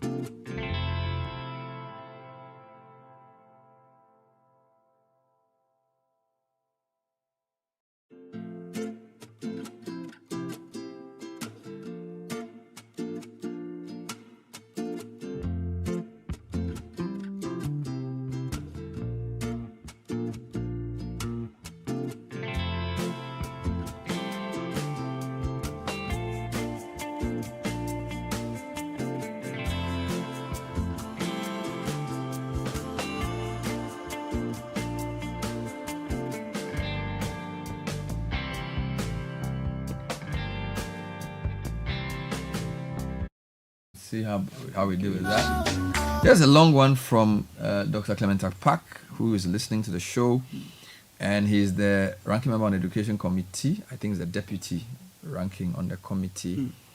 And he is commenting on free SHS. Bernard, I listened to your interview, Kofi, and he is right. As a rural MP and a member of the Education Committee, I can confirm what he has said with regards to basic education. What is also sobering is that with the 9.9 billion spent on free SHS, the implementation challenges don't seem to go away. This raises questions about how these funds are used. I have over the years asked for an annual breakdown of the expenditure on free SHS. For example, how much goes to food, boarding, library, fees, exam, etc. By the way, government owes various free SHS suppliers tablets, food, uniform, supports. Government owes various free SHS suppliers tablets, food, medicine, or uniform, sports apparel, etc. Well, this figure was disputed. I remember there was a claim by Peter Notukoche that government owes suppliers 6 billion. The government came out and said they did not owe. We don't know how to confirm this because the suppliers are not known to us in totality and we don't have the full amount. But Dr. Apak is repeating this. He says free SHS is good, but focusing on free SHS ostensibly to the detriment of basic education is not good. We cannot purport to build a structure, secondary, and a superstructure, tertiary, on a weak and collapsing foundation, basic. It does not make sense. There must be equity in funding all the tiers of education. However, if I have a choice, basic education should get more funding compared to secondary and tertiary. This is Dr. Clement Apak texting us into the show this morning. You see, I mean, if Parliament was up to its task, I mean, if they themselves would have sanctioned an audit of some kind into, or to review the free SHS policy. And it will be bipartisan. It will not be a question of whether this person introduced it or that person introduced it. Because 20 years from now, 30 years from now, or 40 years from now, we'll begin to feel the full force of this particular policy, the positives of it and the negatives of it. And Parliament is the institution voting the money for these things to be done. So the question is, yes, do they just sit down there for government to come and tell them that, oh, this is what we have achieved? Are they not listening to what the people of their various constituencies are saying? And is it not possible to, lead some campaign and get the House to sit down and properly hear all the sides to this particular matter and come out with a credible report? Very important. That all of us will say, oh, this one, it will be the way forward. I think we should look at it that way. Very important. Let's read another comment. Bernard, please, this issue of having saved or cut down expenditure just by deferring payments to future is sickening. Cocoa Board, that has been making losses all these past 6 years, just jumped to say they have now made profit because of renegotiated debt. Are these not false profits and expenditure cuts? The minister and government must take us seriously. Michael from Legon send that through. Cocoa Board has had the lowest output in years, and yet they are reporting a profit, as you said. So that the point around profit is, I never use profit for anything. Profit is not really how much cash do you have. Profit can be operational, it can be net. You can decide to make a certain kind of profit based on how you describe your costs. But the real issue is, do you have cash? Right? And that question doesn't seem to be answered because almost all our state-owned enterprises are cash strapped. So let me ask you a basic question. Are we in a good place as an economy presently? Oh, no, we are not. We are not. At all. We are in a better place compared to December 2022. But we are not in a good place. And are we turning the corner? That's somebody's description of what we want to describe the economy. As I say, if you have a 5-year view of the economy, we are still in a crisis. If you have a 5-year view of the economy, we are not out. We've negotiated some debt things, we have some relief, but structural things have to be done. Things have to be done on government expenditure to really free up spaces are not being done. Tax revenues as well. People are tired. You give too many tax exemptions. So if you want my candid answer, we are not out of the woods. We are not. We are not. It's sad. We are not out of the woods. And I mean, anybody can come out and give me numbers. But, well, you see, the way you can describe it in a way as a relative thing. All right, so 2022, Citi was depreciating a lot, kicked out of the international capital markets. So everything was in disarray. All right. So things have stabilized. That I can't lie. There's been stabilization. But what you want beyond stabilization is growth and development and transformation. And on that score, we have not yet there. We are not. So, Bernard, it was sad hearing Kofi also answer your final question in the negative to say that he doesn't see any of the governments committed to reviewing the free SHS. Because, I mean, if you are spending 90% of almost 10 billion on goods and services, and we are saying that capital expenditure, we are not spending much there, and which is one of the focus. You have 5,400 schools under tree sheds and the dilapidated structures. Why don't we take a second look at this so that those who really can afford pay for their work, so that we release some of the funds and invest into infrastructure? Because, man, the thing is, parents can provide some things for their wards to go to school, but they cannot go and build schools for their wards to go to school. That would be some philanthropist who will come from abroad or who is here who will try to put together an old school. But I think that if we look at the measures and realize that no, we are having more people go to school now, but the infrastructure is not meeting the demands and the quality is going down. That's where, because they say an unexamined life is not worth. The problem is, because free SHS has become politicized,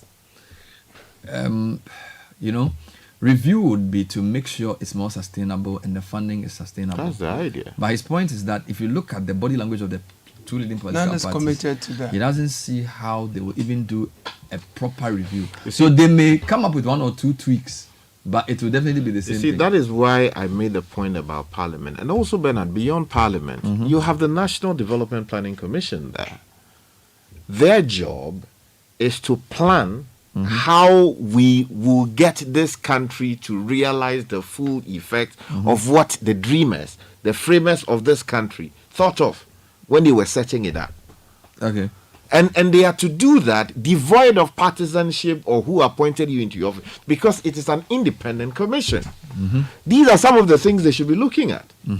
To do a proper review of, oh yes, we say we want to develop 40 years from now. The people we are producing from the free SHS, are they capable of providing the kind of leadership 40 years from now to get us to the promised land? Good question.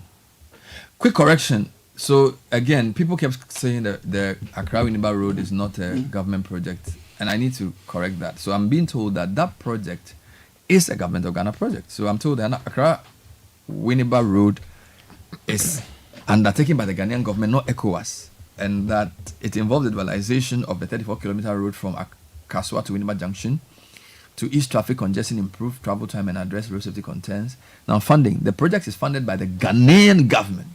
The Ghanaian government, with an estimated cost of $85.3 million US. Contractors are NAG Fairmont Company and MM Delivery Company. The project is expected to be completed within 36 months, with significant portions to be opened to traffic before the end of 2024. So this is the update. So those of you who've been texting saying the Accra-Winneba Road is not a Government of Ghana road, the ministry says it is, and they have the amount is 80, upwards of $80 million. I think they are confusing the fact that it's labeled an ECOWAS trans highway. With well, they were insisting. Well, it's good. I got this. So thank you for sending that in. My contact from the Ministry of Roads. All right, we'll continue with this discussion. Actually, it's a very related discussion I'm going to have, because the minister yesterday mentioned, Caleb was talking about some of the projects in agri, entrepreneurship, business support. Well, Agri-Impact Group is one of the leading agribusiness conglomerates in Africa, and they were on the Citi Business Festival last month. So we spoke to some of them about their interventions. In fact, I interviewed a couple of them during the month.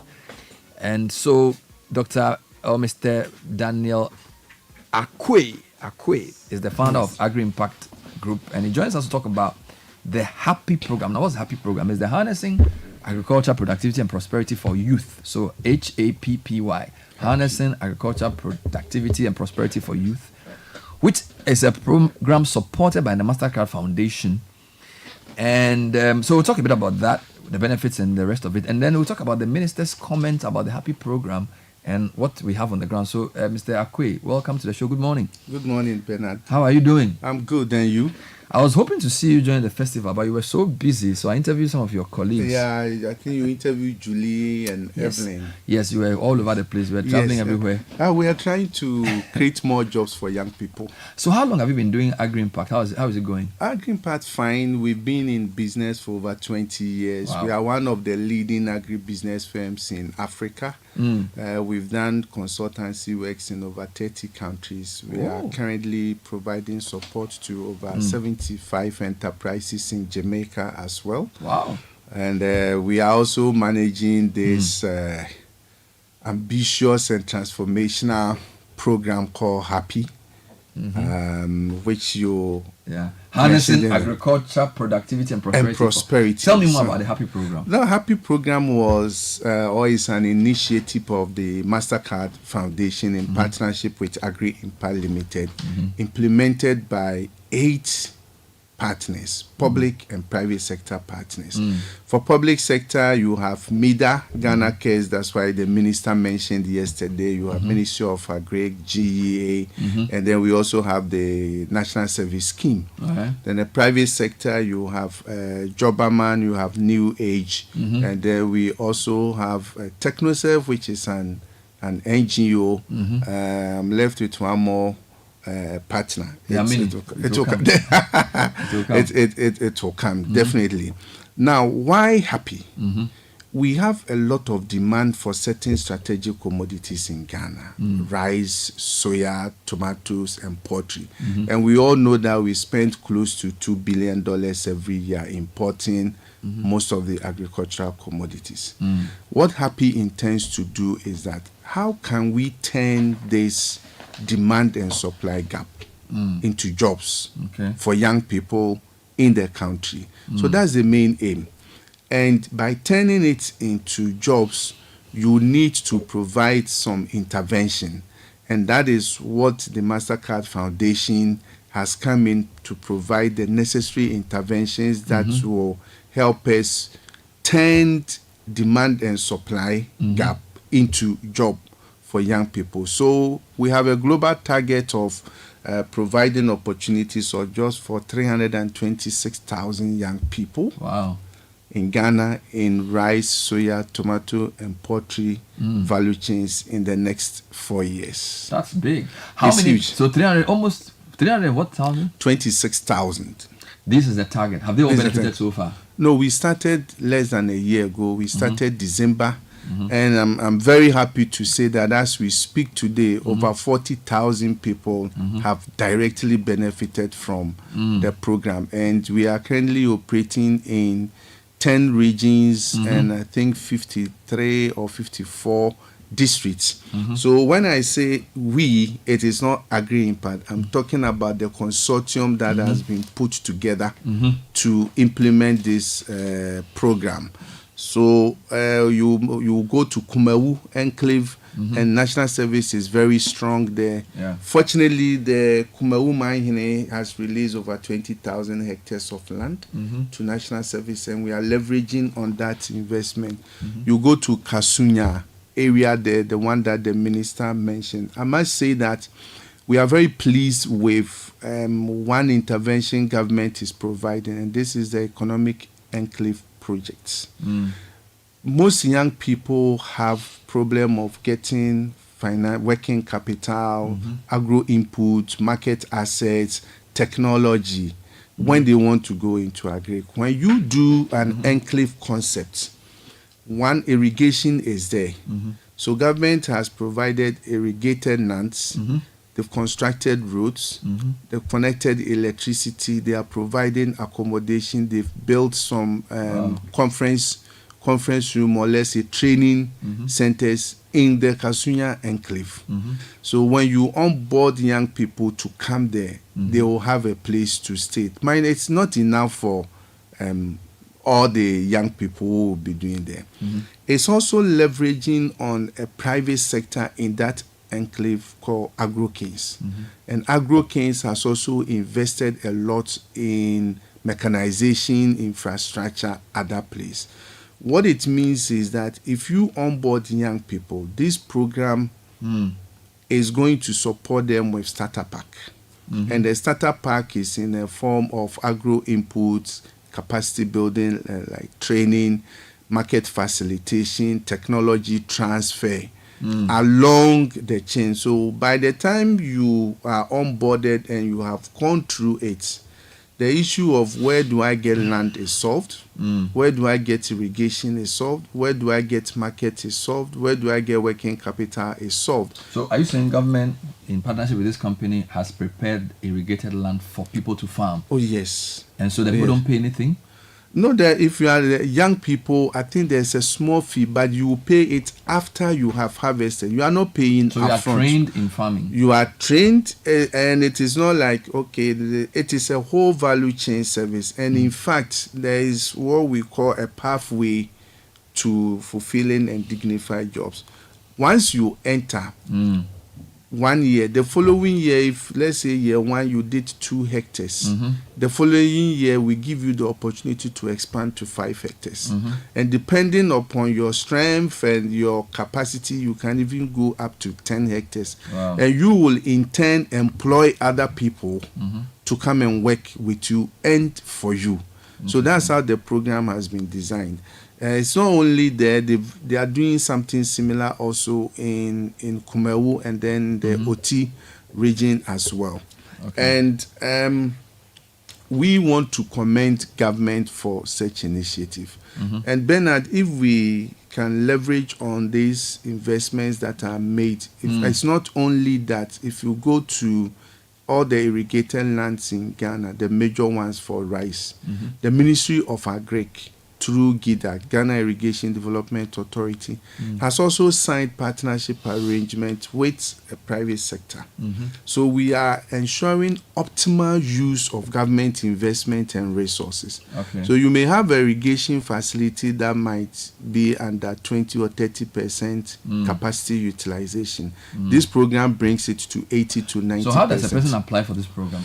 You definitely, if you go to our website, you can go to our website, www.agriimpactgroup.com. There is a part for you to apply. If you go to GEA website, and all our partners, National Service, you go to their website. So you can apply through all those routes? You can apply through. Then you can even go to your district, and the districts that we are operating, you can also go there and they will link you up to the program. So let's talk about what the minister said. He said they've trained 500 youth on agriculture entrepreneurship through a $6.1 million partnership with MasterCard Foundation, and also that the investment has resulted in some almost 400 tons of rice in phase 1. Is this what you've been referring to? Yes, but the people, people are not understanding the statement very well, and I want to take this opportunity to clarify. Under the program, Happy Program, MIDA is one of the implementing partners. And MIDA has a global budget and a global target. MIDA is supposed to create job opportunities for 38,000 young people at the end of the project in the 4th year. So the figure that the minister mentioned, which people think, in fact, I've had even calls that, 500 people have been trained using $6.1 million. That is not the case. The $6.1 million is for 4 years to impact on 38,000 young people. And it includes provision of starter packs, markets facilitation, capacity building, technology transfer. Some might even get accommodation that they will not pay for, and some will also get other services. You put all together, and it comes to $6.1 million. What the minister said is that as at the time he was speaking, 500 people have been trained. He did not say 500 people have been trained using $6.1 million. I see. But he said 500 people have been trained through a $6.1 million partnership. So the value of the partnership is the $6.1 million, but not the number of people who have been But trained. these people are all being trained for rice? These are purely, for MIDA, is purely rice. But is that the only commodity that will be available for training under the overall program? No, we are doing rice, soya, tomatoes, and poultry. Rice, soya, tomatoes, and poultry. In which locations? We are in rice. We are the program, as I said earlier. We are now in 10 regions of Ghana. If you go to Botanga Irrigation, you have New Age there. Okay. If you go to Kasunya, you have MIDA and AgroKing doing rice. You go to Kumeu Enclave, National Services there doing rice. You go to Saboba, Mion area there. You have CRS. In fact, the other institution was CRS, Catholic Relief Services. They are also doing soya. And they are doing soya in the 4 northern regions and 10 districts in northern region, doing soya to impact on over 6,000 young people. So it's spread. You go to Brong-Ahafo, go to the Doma area. We are very heavy in poultry with Nepo Bita. You go to Central region, we are heavy on poultry with Aglo. And the program has... I also mentioned tomatoes. Then tomatoes. Why are we doing tomatoes? The tomatoes, we are doing it at the Kumeu Agogo Enclave. But the truth is that we were not very heavy on tomato this year. The rainfall pattern was bad, and we are trying to put good irrigation systems so that we can produce off-season. So next year, we will be big in tomato as well. Wonderful. We're talking to Daniel Fahin Akwe, who is the founder of Agro Impact Group, and Agro Impact Limited is partnering 7 or 8 other institutions to implement the Harnessing Agriculture Productivity and Prosperity for Youth program. We're asking on air where the people are. We need to see them, right? If you've trained 500 youth in Agric, where are their stories? And if you go to the field, you will see them. We'll see them on the field. And we have a very rigorous system for capturing data, which can be made available to interested persons. Now, I have been to the field myself, and when I went to Botanga, for example, we met young people. It's not only me, we were there with also people from the foundation and other stakeholders. We met young people who stated that in the past, they were getting 2 tons of rice per hectare. For this intervention, they are getting 5 tons per hectare. Why? They are getting the quality of agro input they need, the quantity of agro input, and the timely supply of the agro input, coming along with other mechanization services. So instead of them getting like 6,000 cedis, 5,000 cedis per hectare profit, they are now getting over 20,000 Ghana cedis. And there were young ladies who said they used to come to Kumasi and Accra to come and do kaya. Since the project started, they have stopped because the monies that they are getting now from rice production is more than the monies they get when they come to the cities for job. So people keep asking us, where are the people? You don't go and assemble 500 people and match them like, let's say, the police. You can put them on air. You Yes, can let people hear. that is what we'll be doing very soon. You know, the agric is seasonal. So now we are in the rice and soya season. People are planting. By the end of September, October, you will see. And we want to take Citi to a tour. To the agric, the project areas, then you can see it. For ourselves. You can see for yourselves the impact that the project is making. Wonderful. So let me state again that $6.1 million has not been used to train 500 people. It will eventually be used for over 38,000 Over people. how many years? 4 years. When did the project start? The project started last year, December. So it's on to 2026. 27. 4 years. Wonderful. So that is not, and I've been getting calls from every corner that the minister and somebody calculated and said, oh, so you use $12,000 to train one person. That's not how it works. I explained, and the person kept saying that, oh, we are using. I said, no. All right. This is 4 years. In fact, if you look at the total number of people that are going to benefit from this program and the value of the program, it comes to about $150. But the support is at different levels. So some may have a support that might be in a tune of $500. And it is not cash you are giving to the person. These value chain services, agro inputs, startup packs, capacity building, linkages, everything come together. Superb. We'll talk again soon. Thank you, Mr. Daniel Akwe, founder of Agri Impact Group, for the work you're doing with the Happy Project and other projects. You can get in touch. Go on their website. How's the website announced? Is it agriimpactgroup.com? agriimpactgroup.com. To be part of this, you don't need any party card to join, right? No. Please. You need to be older than age. Is that an age limit? Yes, between 15 and 35. So youth, 15 to 35. 35, and we want about 70% women. Hey, but Bernard, if me and you go to market and we are buying rice, we don't ask whether it is MPP rice or NDC. So we shouldn't rice. train them based on No. There is no political. Like no, not at all. Wonderful. We are talking about young people of Ghana. It's very important. So go on the website, apply, and see how it goes.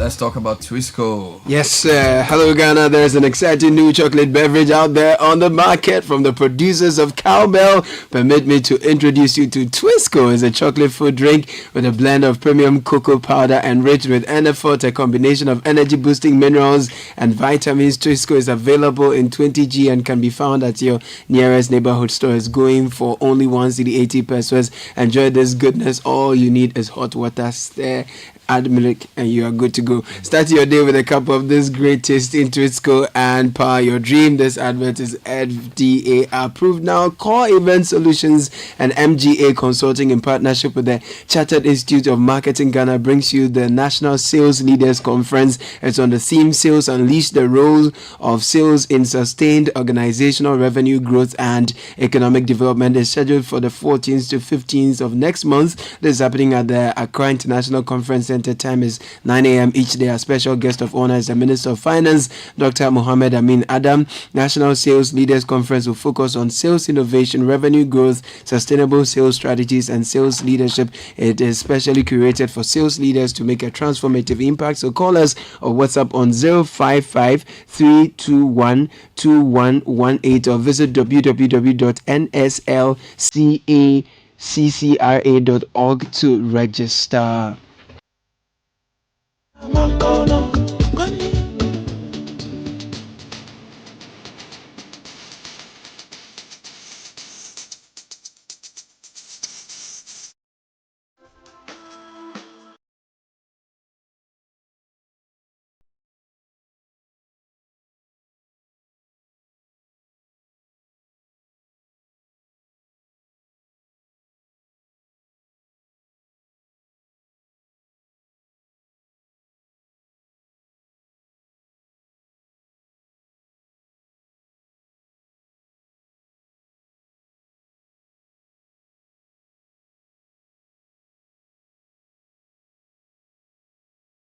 24th. Citi Breakfast Show with Bernard, Caleb, Nathan, and Richard Sky. Daily news at 10 with Zoe Abubedu Ado. Good morning. Good morning, Bernard. Coming.